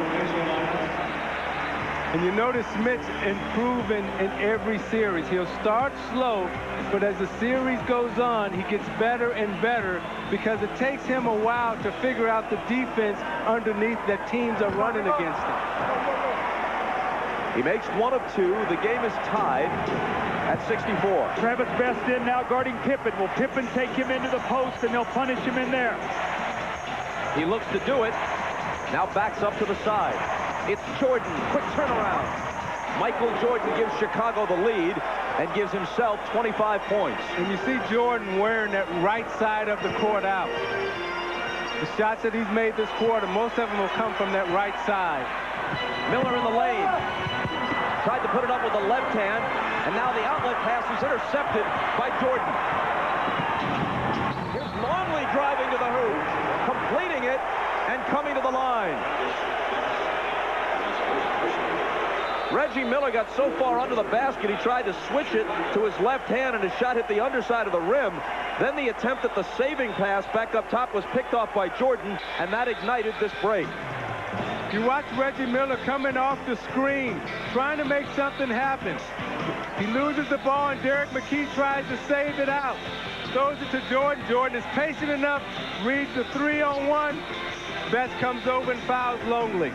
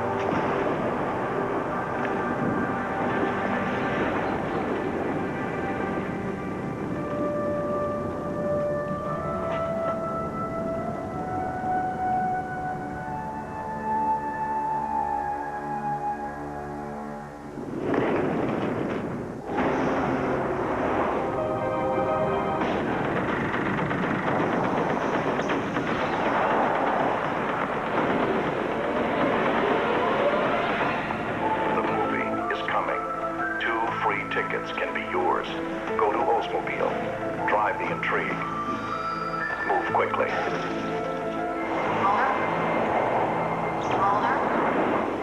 Intrigue by Oldsmobile. Drive the intrigue. See the movie.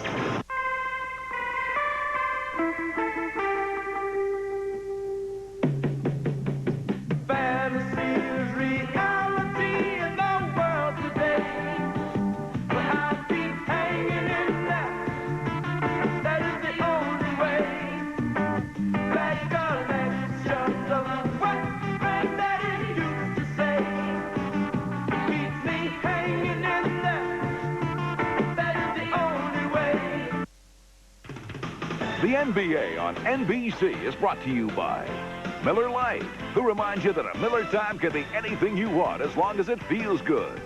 By Oldsmobile and your local Oldsmobile retailers. And by Reebok, creating possibilities one athlete at a time.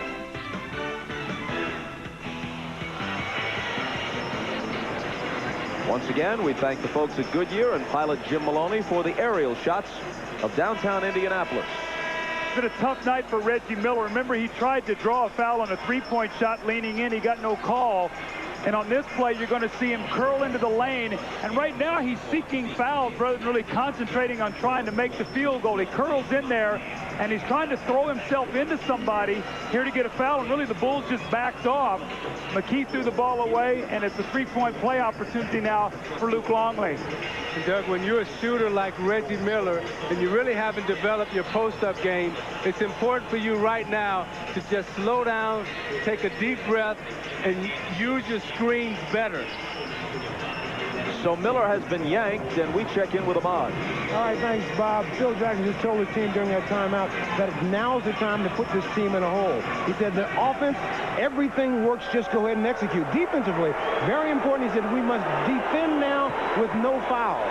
Obviously alluding to the foul position that they're in. Bob? Longley completes the three-point play. And we go over to Jim Gray. Thank you, Bob. Well, he must have been reading Phil Jackson's mind, Larry Bird, because he said, guys, you've got to weather the storm right here. Don't get your heads down.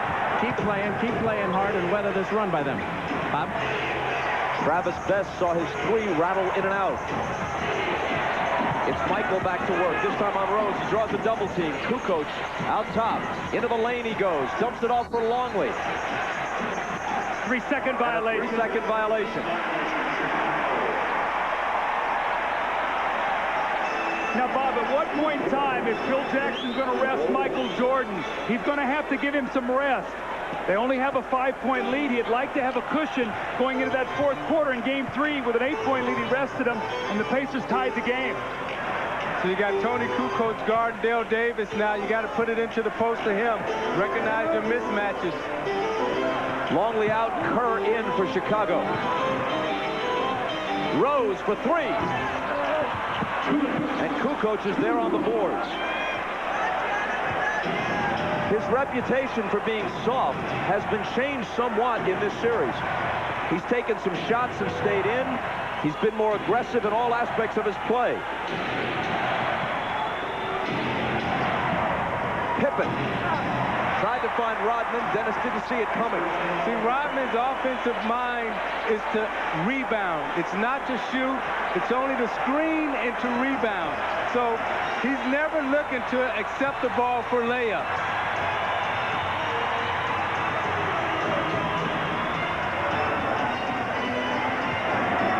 Antonio Davis draws a double. Best gets into the lane. Nifty pass to Dale Davis. See, that's the Davis you got to go to because he's being guarded by Kukoc. Not Antonio Davis, but Dale Davis. Does Travis Best know this is the Eastern Conference Finals elimination game and whipped it behind the back? Wow. Here's Michael. His pass deflected by McKee, but right to Pippen, who overshot it. Antonio Davis battling Rodman. Jump ball. Let's take another look at that great pass from Travis Best to Dale Davis. Now you watch the guard penetration, and he gives him the up, behind my back. Did you see that? Dale Davis say, I got you, baby, but a two-handed slam dunk. And Dale Davis now has 17. Let's see if Phil Jackson's going to rest Michael here. Get the last minute and then the timeout. Actually, it's going to be Kukoc A lot of times as a coach, you try to buy that last minute, and then you get the timeouts rest, maybe the first minute of the fourth quarter. Maybe you get 7 or 8 minutes rest, but only miss a minute and a half of the game. Pacers win the tip.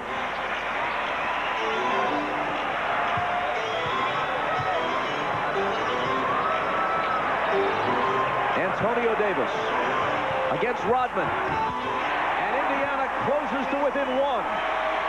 I'm surprised Rodman's trying not to get is not trying to get in front of him, Isaiah. Antonio Davis is a load down there. The crowd's back in it, that's for sure. Kerr to Pippen. Deflected, recovered by Dale Davis, who somehow manages to stay in. Now it's Best. Stutter step to the hoop. Indiana has the lead. Now Travis Best ran over the official Danny Crawford down there.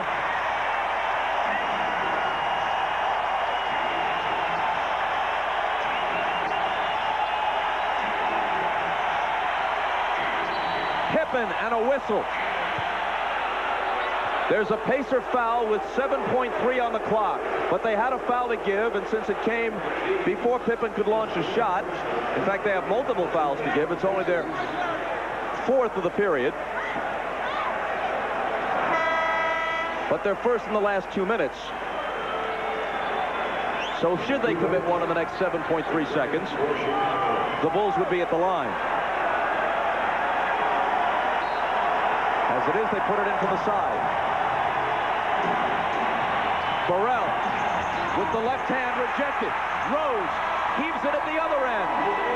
Over the backboard, but the period ends with the Pacers rallying back to take the lead at 70 to 69.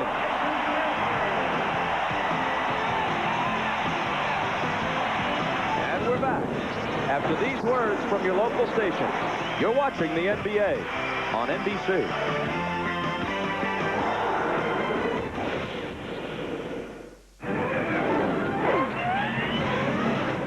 Beep, beep.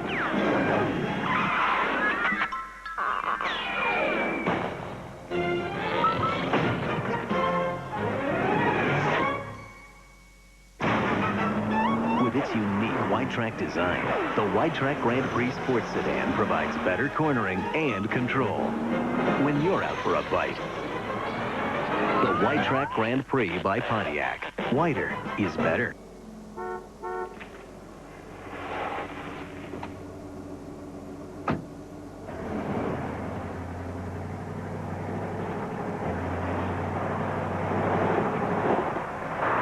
Your day just never seems to start until you make one important stop. How's it going? Good. How you doing? Doing good now. Did somebody say McDonald's? What a day. Couldn't be better. This is where I go after school. There's always someone here to give advice and encouragement, and you never know who's going to show up. I know you're worried about that math test. Well, study hard and do your best, okay? Whether shooting pool or helping with problems, having someone there for us really makes a difference. Everyone wins when you volunteer. Team up to improve your community.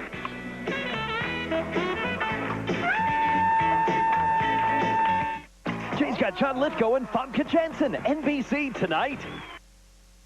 This game is brought to you in part by United Airlines.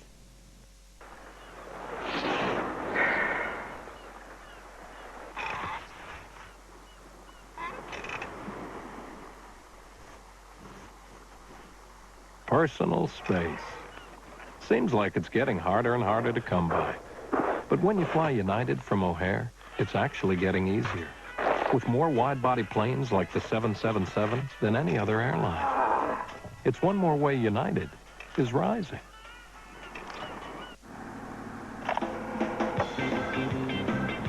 Yeah, baby. My job, let's just say I dabble in the market. Your number? Oh, if you insist.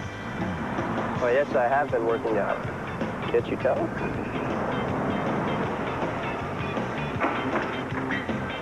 Thanks. Hey, where's mine? Coffee Coolada from Dunkin' Donuts. Coffee, just this side of frozen. This copyrighted telecast of the National Basketball Association may not be retransmitted, reproduced, or rebroadcast without the express written consent of the NBA.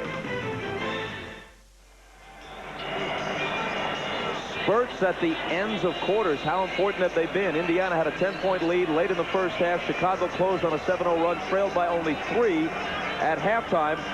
Then eventually took a lead. That lead was at 5 in the closing moments of the third quarter, but Indiana ends that quarter on a 6-0 run and leads by 1. The fourth quarter will begin with Michael Jordan taking that breather you talked about, Doug. Well, he and Scotty played the entire third quarter. Tony Kukoc, 11 of the 12 minutes. 4 bench players right now for the Indiana Pacers. They must make a push and get some cushion with Michael sitting down. Here is Miller. Travis Best missed that time, but he's certainly not afraid. He's not intimidated. That ball almost wound up in the basket. Poked away, and now Travis Best comes up with a steal. Miller gives it up. If he was having a better shooting night, I'm pretty sure he would have taken that open 3. Here's Antonio Davis, and it spills out for him. Zeke, it looked to me like Miller had a shot and didn't want it. Well, he's very indecisive right now, but as this game continues, he'll get his rhythm back. It's getting late. Kukoc wants a 3. He was fouled, and he's going to shoot 3 free throws. Number 2 on Antonio Davis. Don't forget, tomorrow at 3 Eastern, NBC begins its coverage of the French Open from Paris. Third-round action. Michael Chang, women's number 2 seed Lindsay Davenport, and Serena Williams, Venus's younger sister, will be our featured matches. That's tomorrow at 3 Eastern, French Open on NBC. Big American Day in France tomorrow. Number of the featured competitors. See, that's a big turnaround. Instead of Antonio Davis scoring that layup and going up 3, you foul Tony Kukoc shooting the 3. He gets 3 free throws, gives a chance to give the Bulls a 2-point lead. And as long as they stay in the lead, it gives Phil Jackson time to rest Michael Jordan so he can have a big finish. The free throw line, the Bulls have been unbelievable tonight. 18 out of 20 now. And Doug, I think another interesting point to watch is to see how long Rick Smith stays out of this ball game, because he's 7 of 8 from the field, and he's really established himself in the low post. Kukoc fouled Davis. See, Davis and Smith have really been giving the Bulls problems. Those two combined tonight are 13 of 15 from the field. So you want to keep exploiting those 2 matchups. That's 4 on Kukoc. And Phil Jackson gets him out of there with Ron Harper coming back in. So really the only primary scorer right now Chicago has is Scottie Pippen. They have Harper, Rodman, Burrell, and Kerr on the floor. Here's Rose. Jumper over Burrell. Let it go, let it go. And the ball out of bounds to Indiana. Now with Dale Davis and Antonio Davis in the game together with the Bulls' smaller lineup, they should be able to control and dominate the glass. They got to get shots up, and if they miss, they got to get them back. Just like that. Give yourself multiple shots. Miller gave it up to Dale Davis. Harper got a piece of it. It's out of bounds off Chicago, but they deny Davis the easy 2. See, that's when speed becomes a factor. You see Dale Davis much bigger and much stronger, but Burrell jumped at him so fast that it threw him off balance. Here's Best. Miller, who's 1 of 11 from the floor. Rose on the move. And he was fouled. He'll come to the line with a chance to tie it with 10:27 remaining. The foul is on Burrell. That's his 4th. Isaiah, if we would have talked today and said Reggie Miller would have been 1 for 11 in this game tonight, and Jalen Rose would be at the line with 10:27 to go with a chance to tie this game, I don't think we would have believed that. Well, Dale Davis has taken up part of the slack, equaling his personal playoff high with 17 points tonight.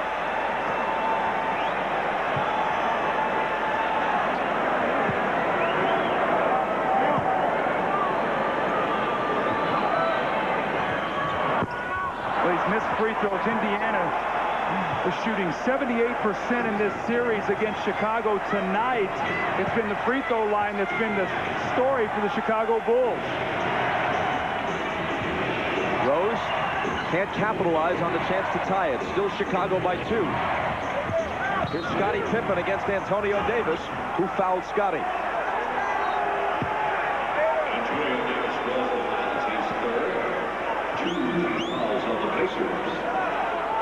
That's 3 on Davis. Both the Pacers and Bulls with 2 team fouls. Chicago ball from the side.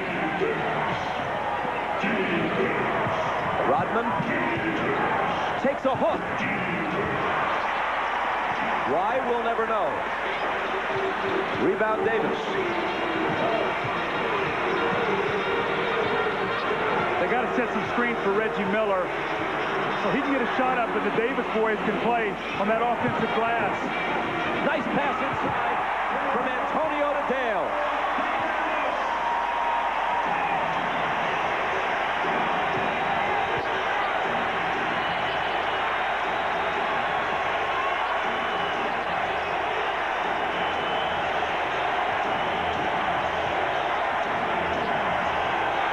Harper on the move, followed by Rodman just as it came off the rim. He trots back the other way, grinning from ear to ear. See, Antonio Davis went to help, which left Rodman open for the offensive putback. Miller. There it is. A 3 for Reggie, just his 2nd field goal. See, he's too good a shooter to stay in the slump, particularly in a game like this. I think you're going to see Phil Jackson call a timeout here to get Michael Jordan back in the game with this possession. That's a big shot for Reggie. He's going to try to quell the momentum of this home crowd. Pacers by a point.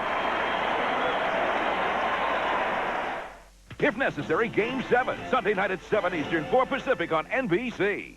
Due to popular demand, we've extended the Nissan Pre-Memorial Day event to Memorial Day and beyond, which means we've extended our incredible 1.9% APR financing on the quality and craftsmanship of the new Nissan Altima 1.9. Get down to your Nissan retailer now and spend Memorial Day and beyond somewhere really fun. In the new Altima, you can still get with 1.9% APR. The extended Nissan Pre-Memorial Day event at your Nissan retailer, only through June 1st.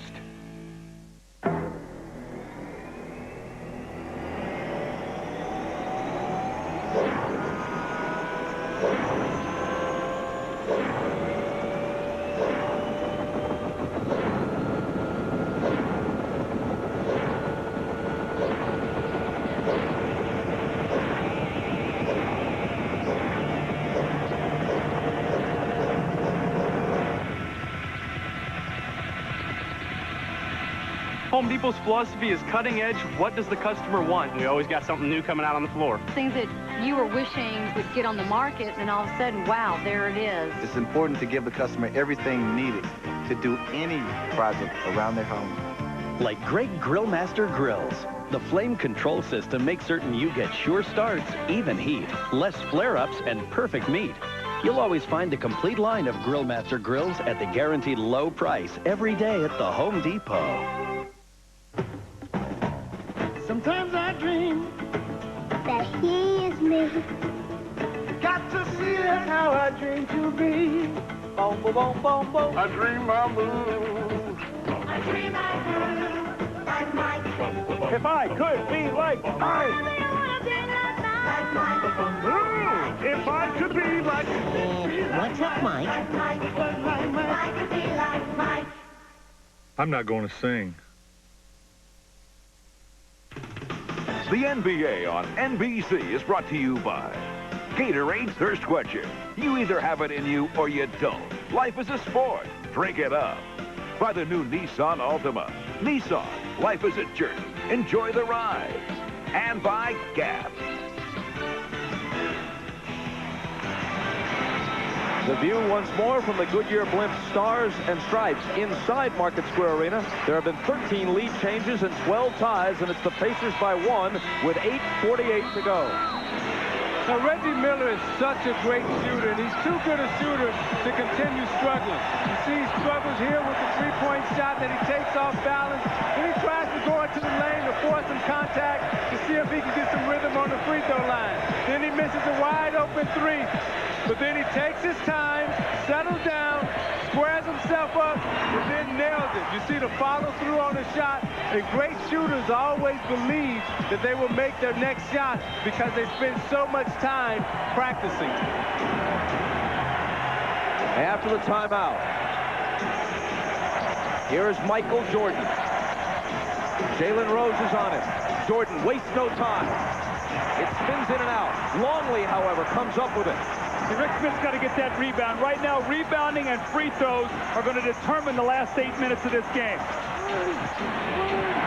Longley stumbles, and Best takes it away. He's got Rose on his left. 2-on-1 break, and Jalen Rose is fouled by Steve Kerr.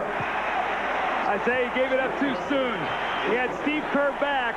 What you've got to do if you're the point guard is you've got to drive that ball right to the basket and make him come over and stop you. And then drop the ball off and you'll get a layup. He gave it up too soon, and he allowed Steve Kerr to get over and get the foul. Yeah, or either you play pity pat back there. When Jalen Rose caught it, a quick touch back to Travis Best would have got him a layup. Tell you one thing about Travis Best, though. He's in his 3rd year out of Georgia Tech, so he post-dates their 2 trips to the Eastern Conference Finals that the Pacers made in 94-95. He may make the occasional mistake, but he is not intimidated. He wants to play under pressure, apparently. Well, he played in a big-time program at Georgia Tech, and he was well-schooled as a point guard. He also had Larry Brown, who was good with point guard. So he's learning slowly how to mature into that position. Again, free throws and rebounding. Rose hits the free throws that he didn't make the last time. Pacers by 3. Jordan into the corner for Harper, and now he gets it back. Longley with a long one. Way off. Loose ball to Jalen Rose.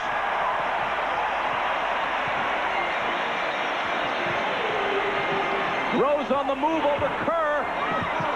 And Rodman skies to snatch the rebound down. Jalen Rose got too excited there, Isaiah. He had Steve Kerr on. Take your time. Now, Doug, Indiana has made the decision that every time that Michael Jordan gets it, they're going to come off of Reggie Miller to double team, and they're going to test Ron Harper with the jump shot. And Joe Crawford blows his whistle for an Indiana foul. Anytime Smith is involved in the pick and roll, it's so hard for him to move his feet. So what you're seeing the Bulls do is lower that shoulder and look to go to the basket. 4 on Smiths. Each team has 3 team fouls.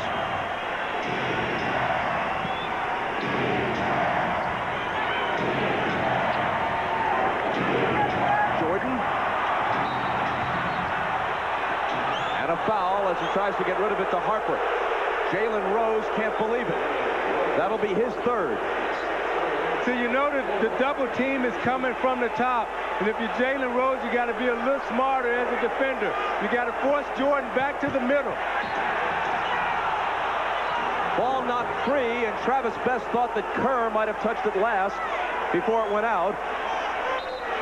But they award the ball to Chicago. Bob, that's 14 fouls now against the Pacers. So on the 5th, the Bulls will shoot free throws the rest of the way. Anytime you go to the basket now in your Chicago, you want to think about creating contact. They call a foul on Best off that contact.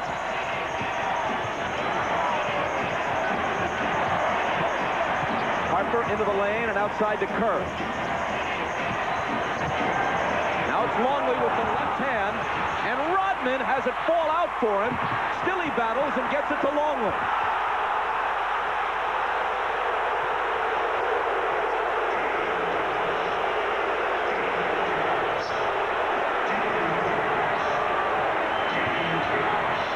Michael turns, fires, and cuts the lead to 1. 2 offensive rebounds on that possession. The Pacer fans were upset. They thought Longley committed an offensive foul.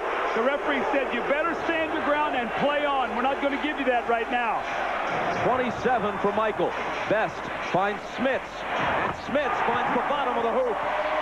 See, just a little simple screen and roll. Made Longley move his feet just a little bit, which freed up Smits for the step-back jump shot. 19 for Rick. Harper, short. Longley to follow. Another offensive rebound. Now, Rick Smith has got to do a job, Bob. When he comes off that screen, he's got to get back into play. He's having a difficult time getting back in there. Best working against Kerr, runs him around a screen. Now Smith gets it back, pops the jumper, and hits it again. See, that's a smart offensive player. I shot the J the first time. I got it back the second time. Now I'm going to give you the pump fake and the dribble getaway move for the easy deuce. He's as hot as Miller has been cold. 9 of 10 for the big Dutchman.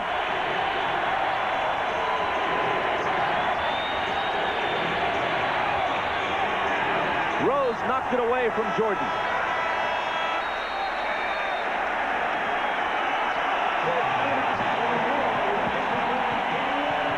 Isaiah, watch Rick Smith now. He comes over to give some help. And there's Luke Longley on the offensive boards. But you know what?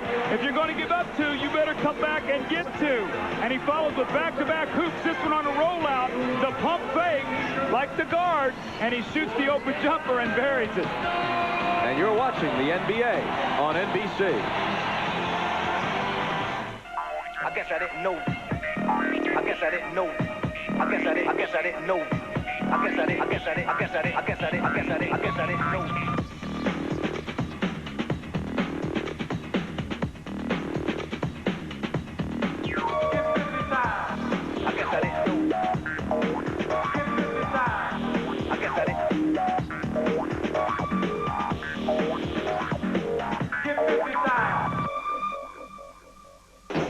Red Dog Rules for Living, number 27. Never, ever bite the hand that serves you. That's a good boy. How are little people doing today? Just having the Sicilian from Pizza Hut. How about a slice? You can't handle the Sicilian. I mean, being a shallow corporate raider can't prepare you for garlic, basil, and oregano, or the blast of cheese, herbs, seasonings in every morsel. Napkin. Our new Sicilian pizza only at Pizza Hut. Only $8.99. For the absolute mother of a deal, get up to 3 toppings or any specialty pizza for $2 more. I hope I wasn't out of line with that shallow corporate raider crack. The Sicilian pizza from Pizza Hut. Can you handle it? Dr. Scholl's next stop, San Antonio Zoo. I want to talk to you about pain. My knees ache. Lower back. Did you know your pain can be caused by the way you walk? The way I walk? Dynastep insert supports your foot so that it hits the ground evenly. I really think these would help my lower back pain. Feels real good on these big old feet. A new feature has just been added to the new Nissan Altima's already startling array of standard features and amenities. Something that makes its exceptional quality and craftsmanship even more exceptional. And while you'll find it built into every new Nissan Altima, it won't be built in for long. 1.9% APR financing for a limited time at your Nissan retailer. Each time San Francisco's Olympic Club has hosted the U.S. Open, a Cinderella story emerged.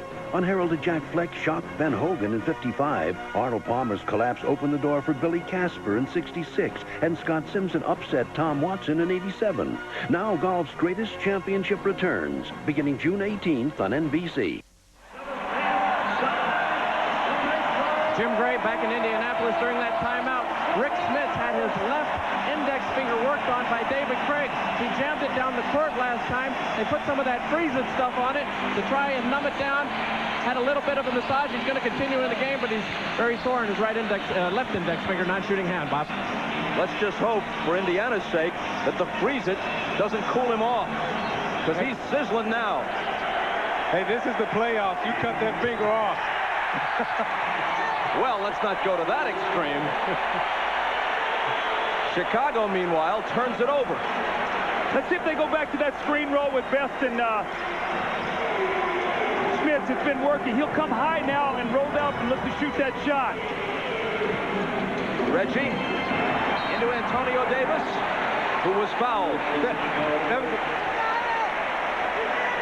That's Pippen, and it's his third. If there's a Game 7, as you know, it's Sunday night from the United Center in Chicago. An earlier start than these weeknight games. 7 Eastern, 6 Central. Showtime precedes it.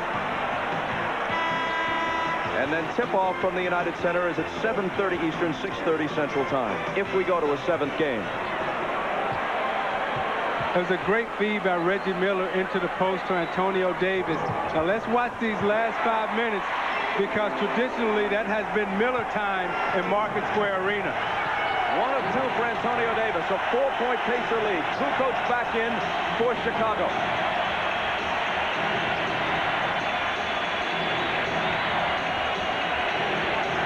Jordan around the Kukoc screen, spinning and drawing the contact that will bring him to the free throw line. See, when you're Rick Smith, you must be smarter right there. Jordan was spinning, you had him out of control. You just jump up and hold your ground and make him make a tough shot. But Jordan, he's so great and he's so good, you're always afraid when he's coming, so your natural tendency is to give in and foul. Which is Smith's 5th.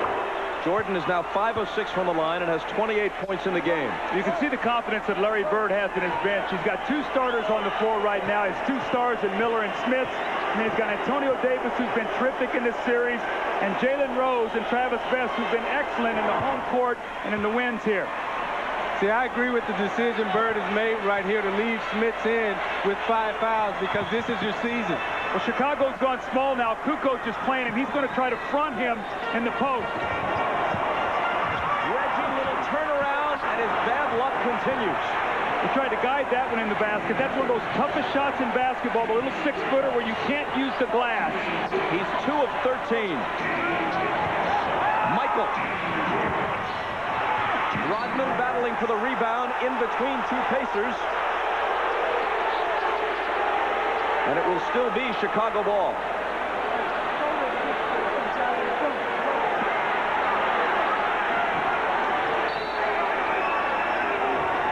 Pippen to trigger it in with 4:10 on the clock. Jordan squeezed by Rose. No basket. Offensive foul. 3 on MJ. Now, we saw that call. Remember, in Game 4, Michael was called 3 times on offensive fouls. What's the left arm? He's going to lock him and get an advantage. That's an excellent call.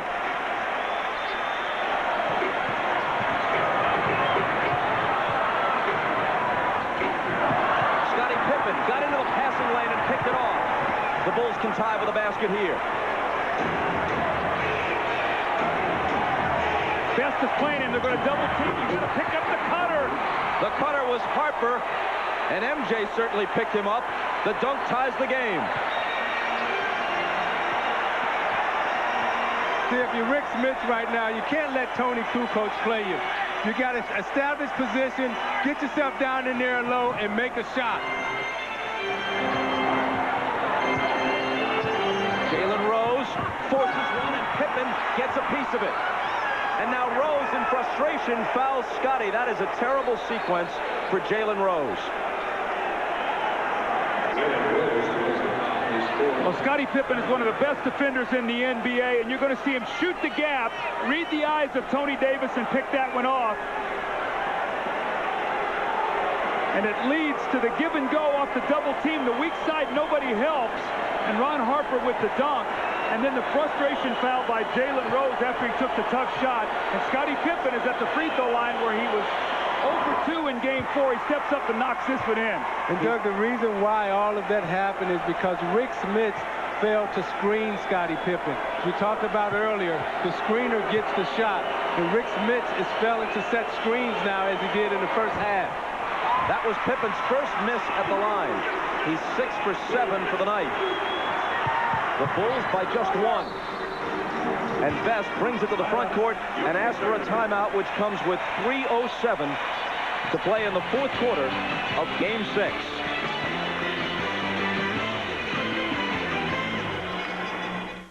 Due to popular demand, we've extended the Nissan Pre-Memorial Day event to Memorial Day and beyond, which means we've extended our incredible 1.9% APR financing on the quality and craftsmanship of the new Nissan Altima 1.9. Get down to your Nissan retailer now and spend Memorial Day and beyond somewhere really fun. In the new Altima, you can still get with 1.9% APR. The extended Nissan Pre-Memorial Day event at your Nissan retailer, only through June 1st. What do you think Stephen would do if he knew about David? Fooling around is the second oldest reason in the world to kill somebody. And what would be the first? Money, honey. Sooner or later, your husband will be wiped out. So if you die, he gets like $100 million. Michael Douglas, Gwyneth Paltrow. A perfect murder. I'm in. All right. Rated R. Sneak preview Saturday, May 30th. Starts Friday, June 5th, everywhere. Bud. Why? Oh, boy. Bud. Why? Wise. Louis, What? just say the line. That's what I'm doing. No, you're not. You're going wise. These are my interpretations of the part. This isn't Shakespeare. You're replacing a stressed-out frog. Hey, Frankie, you know what they say? What? There are no small parts, only small lizards. Nobody says that. I do. I say it all the time. Bud. Wise. Bud. Wise? And now another Just Shoot Me moment. What do you do with that hideous gift from your boss? No! Slippery. Just Shoot Me, Thursdays after Seinfeld. Jim Gray tells us that Larry Bird just told his team, don't worry about what's behind you, meaning the first 45 minutes and the first 5+ games of this series. Worry about what's ahead of you. The remaining 307. Normally, down the stretch in a close game, this is Indiana's go-to guy. But will he be tonight? And I think that message was delivered more for Reggie Miller than anyone. Here is Best with Michael all over him. Jordan almost stole it. Rose came up with it and found Smith. Great vision by Jalen Rose. Great vision. Picked up the loose ball, looked underneath the basket, and threw a bullet right to Rick Smith. Smith leads the Pacers with 23. More importantly, the Pacers lead the game again. These are the moments Jordan lives for. Into the lane, turnaround fadeaway. That's why he lives for them. See, I think if you're Travis Best, you got to run at Michael Jordan and make him throw the ball to Ron Harper. You cannot let him beat you tonight at the end of this game. Until Dick Harder was screaming from the bench, come double team, come double team. Smits out to Rose. Smits turns, fires, and gives Indiana the lead. With 2 minutes to go, the lead has changed hands 17 times in this game.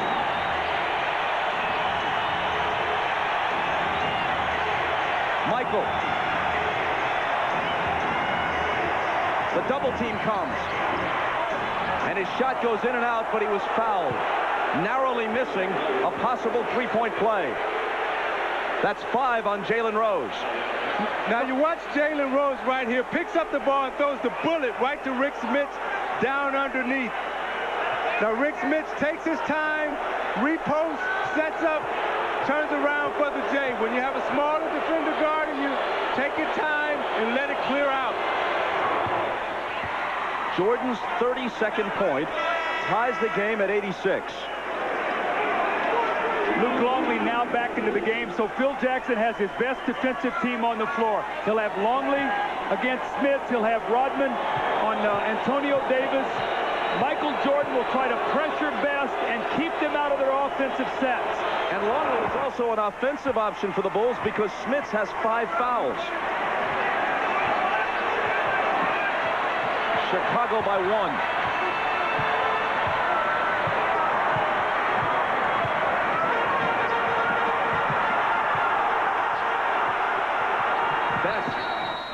And a whistle, an illegal defense against Chicago. That means a free throw here because they had one called earlier. And look at Phil Jackson's reaction.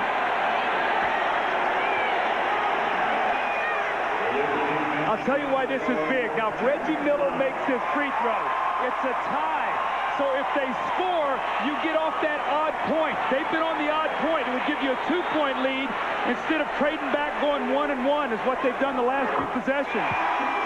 And Doug Smith must be smarter right here. Recognize the fact that Longley has come back into the game, so you can't fight him down there. You can't muscle him. Take him out, use your speed, use your quickness to go around him. And Travis Best has got to be very careful not to dribble against this clock too much. Michael Jordan, one of the great defensive players in the league. All over Best. 10 seconds to shoot. Best takes it right into Longley. There's contact but no whistle. And Rodman called a timeout, I believe, as he grabbed the loose ball. Yes, that's what he did. How about the presence and the size of Luke Longley? You had the penetration by Travis Best. Look at Luke. It's like a roadblock. You're going nowhere. And Best just running in place. Rodman was able to get the timeout before he fell out of bounds. Bob, remember now, last year, you could not get it if you were falling out of bounds. This year, he had both feet in bounds. Watch out. It's like a wide receiver in football. They're both down. Give it a timeout. Heady play by Rodman. A minute 9 to decide it.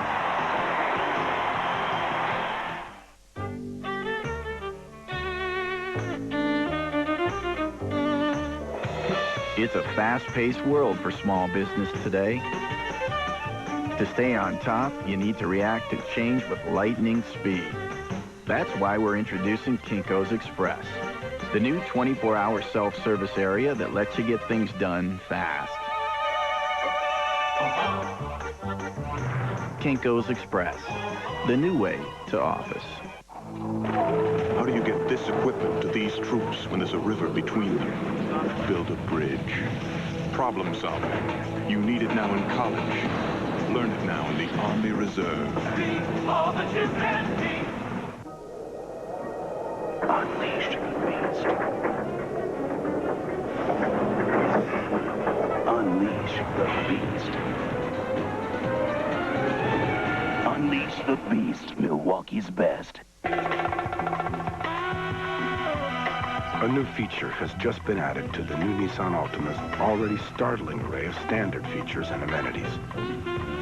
Something that makes its exceptional quality and craftsmanship even more exceptional. And while you'll find it built into every new Nissan Altima, it won't be built in for long.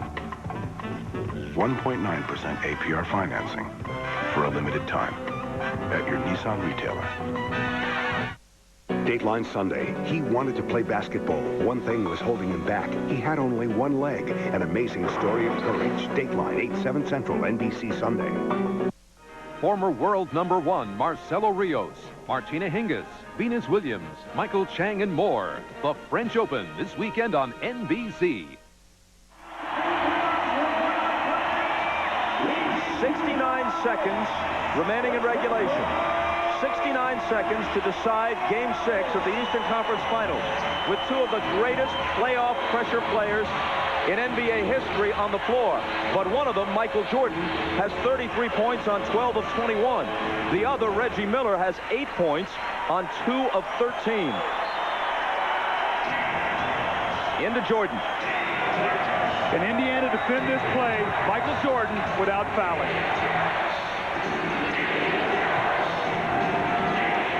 Michael misses it. Loose ball. Out of bounds to Indiana. Now let's see what Travis Best does with it. Jim Gray tells us that during the timeout, Larry Bird echoed your sentiments, Doug Collins, when he said, look, Travis, don't take it into the lane. Don't dribble the ball too much. Direct traffic out there. Well, Michael Jordan now is on Reggie Miller. Best on Kerr. He can beat him off the dribble. So that changes things. He's dribbling it too much. He goes to the basket and hits on the run. He's got his own ideas, and sometimes I guess they're the right ideas. Well, at that time, he was being guarded by Steve Kerr and not Michael Jordan.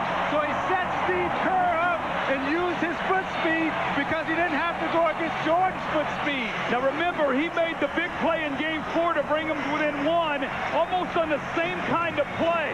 This kid has got no conscience. Up and off the glass, 33 seconds to go, and he have a 2-point lead. No conscience and no fear. Pacers by 2.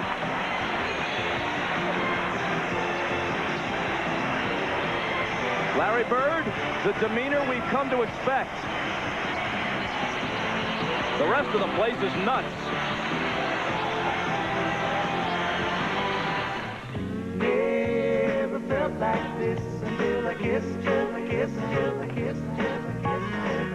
How did I exist until I kissed you, I kissed you, I kissed you. Never had you on my When you find the one that's unlike any other, that's when it's love.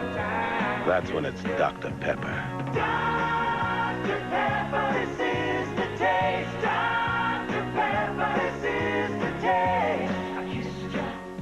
They're at at the top of the lane of the Derby, and Real Quiet gets the lead. Real Quiet wins the Kentucky Derby.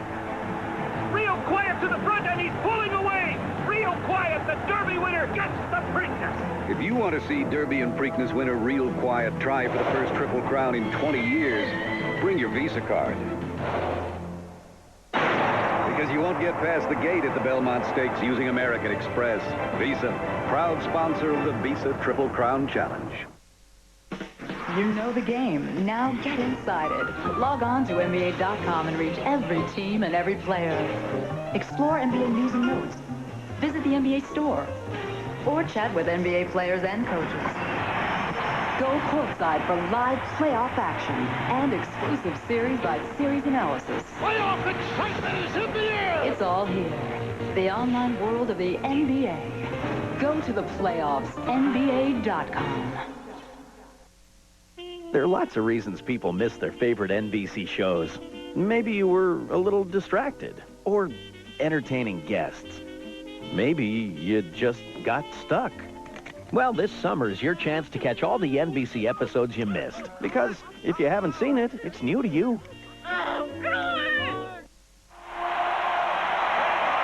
Chicago has 1 timeout plus a 20 remaining.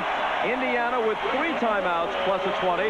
Both teams essentially in the penalty because the Pacers are already over the limit and the Bulls will be on their next foul. All right, now Steve Kerr is on the floor because he's a shooter. They've been doubling with Best. Remember Game 6 last year, the Stockton double team, and Kerr hit the shot. Michael has confidence in him. Best must stick to him. Into Longley it goes. Michael on the move, looks to tie, but can't. Longley grabs it, gets it back to MJ. Into the lane. And it won't drop, but Jordan will come to the line for 2 free throws that could tie it. Longley's rebound was crucial. Antonio Davis picks up his 4th foul. Well, it just took a bad bounce on Davis right there. You see the ball bounce long. He had Longley boxed out. But watch Antonio Davis reaches in, but Jordan still has the strength to power through the move.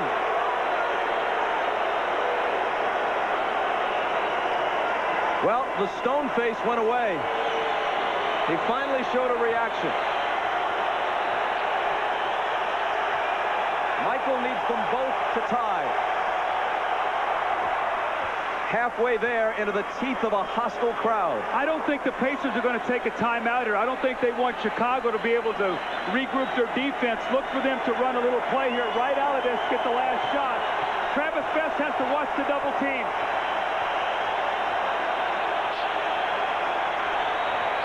Tie game, 35 for Jordan. No timeout. As you predicted.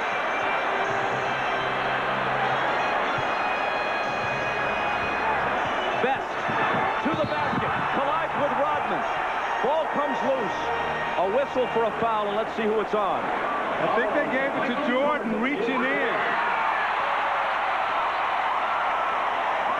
See, Jordan gambled, and Best rolled off of him, used his elbow, and Jordan reached in.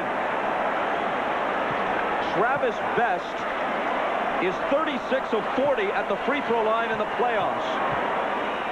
8.5 seconds. Got it. Wow. You want to keep it off that odd number. This is huge to keep it to a 2-point lead. That was nothing but net. A 90% guy in the postseason. Hits them both. Chicago uses its last full timeout.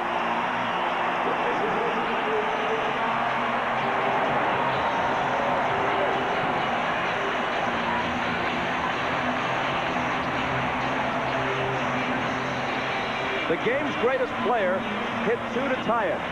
A third-year man out of Georgia Tech walked to the line at the other end of the floor and hit 2 to give his team the lead. Mark Jackson is their starter. But the important minutes in the 4th quarter throughout this series have been played by Travis Best, at least after they got through with the first couple of games in Chicago. So they start with Jackson, but they save their best for last.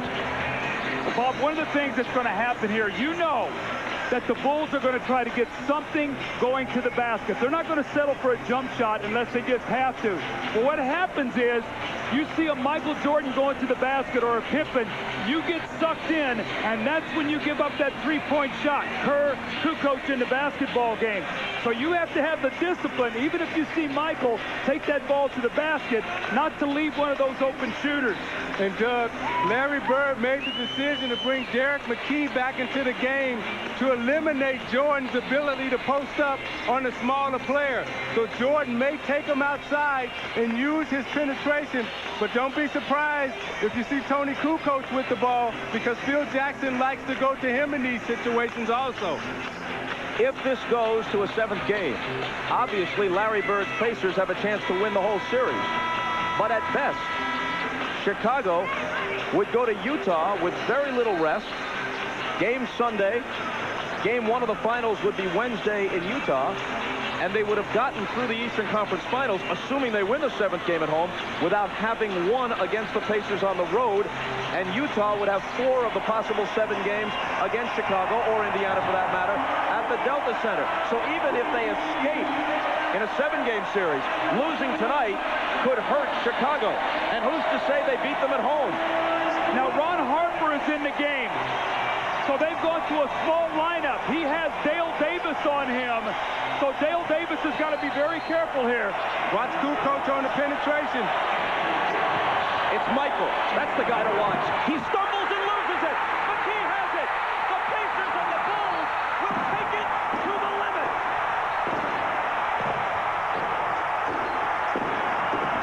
Now, wait a second. The officials are saying that there may have been a foul with a second or maybe tenths of a second on the clock. Right now, they have put 4/10 of a second up on the clock, which is not enough time for Chicago anyway to do anything but rebound the ball and fling it to the other end of the floor. I guess they could call a 20-second timeout. Make the first one and miss the second one, so they can't throw a long pass. If he misses the first one, you've got to make sure that you get that three-point lead. I think you're going to see him here try to miss this shot. I would put the points on the board right now. I would not miss. Put the points on the board and end the game. He misses it on purpose. Pippen grabs it, and that will do it.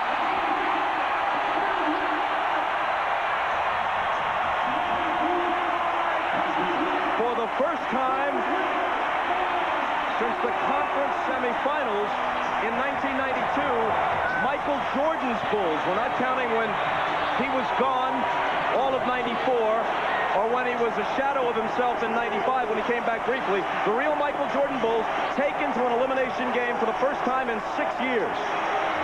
You see, Bird made the decision to bring McKee back into the game for his defensive ability and also his defensive reputation. He has a defensive reputation, so the officials are not going to call a call on him because he has that reputation. Well, you could see that he put his right arm down and gave Michael a push, and he lost his balance. Interestingly enough, both finishes we've had, games 4 and 6 here, have ended with a controversial no call. And you watch Bird's reaction right here. Again, been there, done that. We got a game 7. Congratulations, guys. Wow. These teams have played 10 times this year, and they've split them 5-5. One to decide who faces the Jazz in the final. Here's Jim Gray. All right, thank you very much, Bob.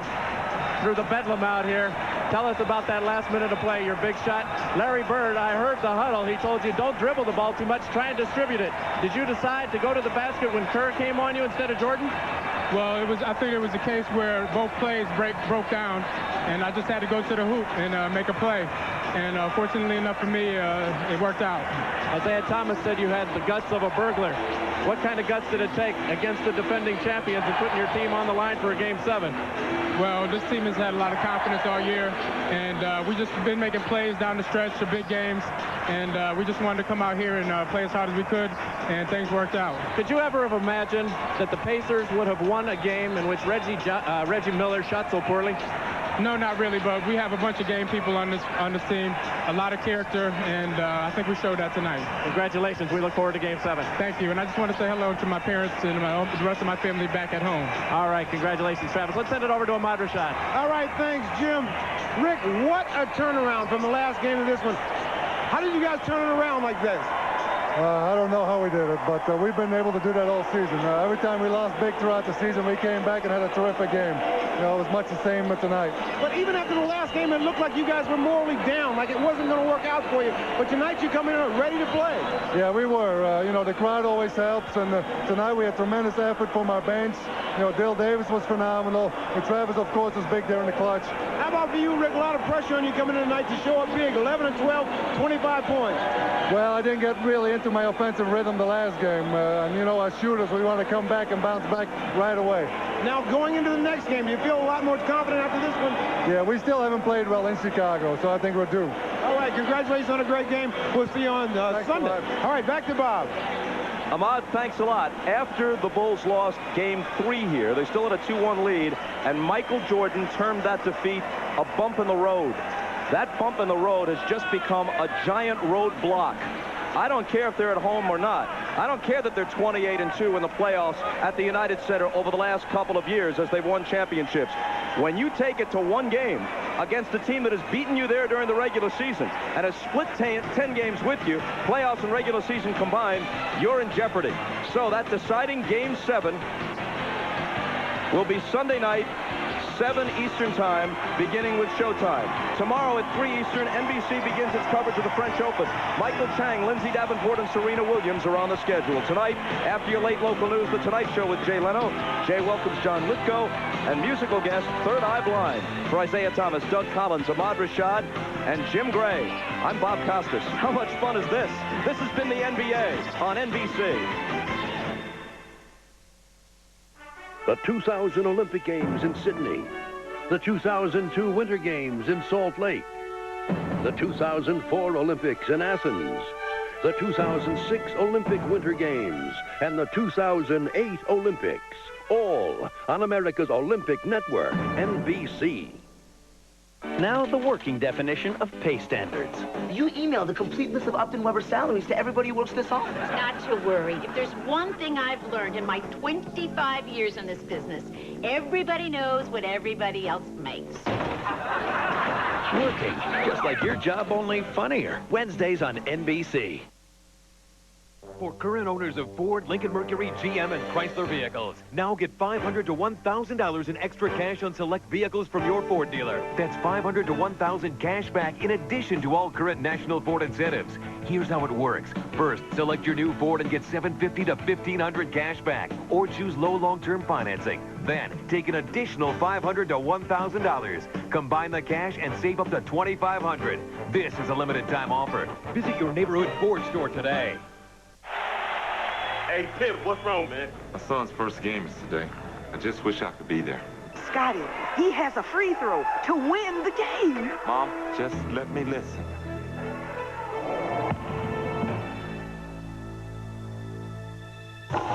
Yeah. I know. I was there. ClearPath. So clear, it's like you're there. Get Ameritech's new ClearPath offer for only $45 a month. Call 1-800-MOBILE-1 for details. It is here, high up in the Luganda tree branches, that the pyramantry reproduces. When the mating season is over, the female devours the male, destroying the nest. Now, when you win Lotto from the Illinois Lottery, you don't have to wait 20 years for your jackpot. So, that's where you play. Again. You get it in one lump sum.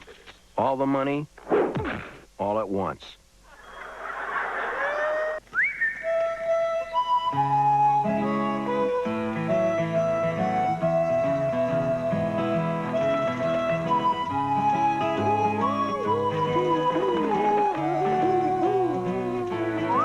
You'll sing too when you try Chili's Ranch Hand Filet.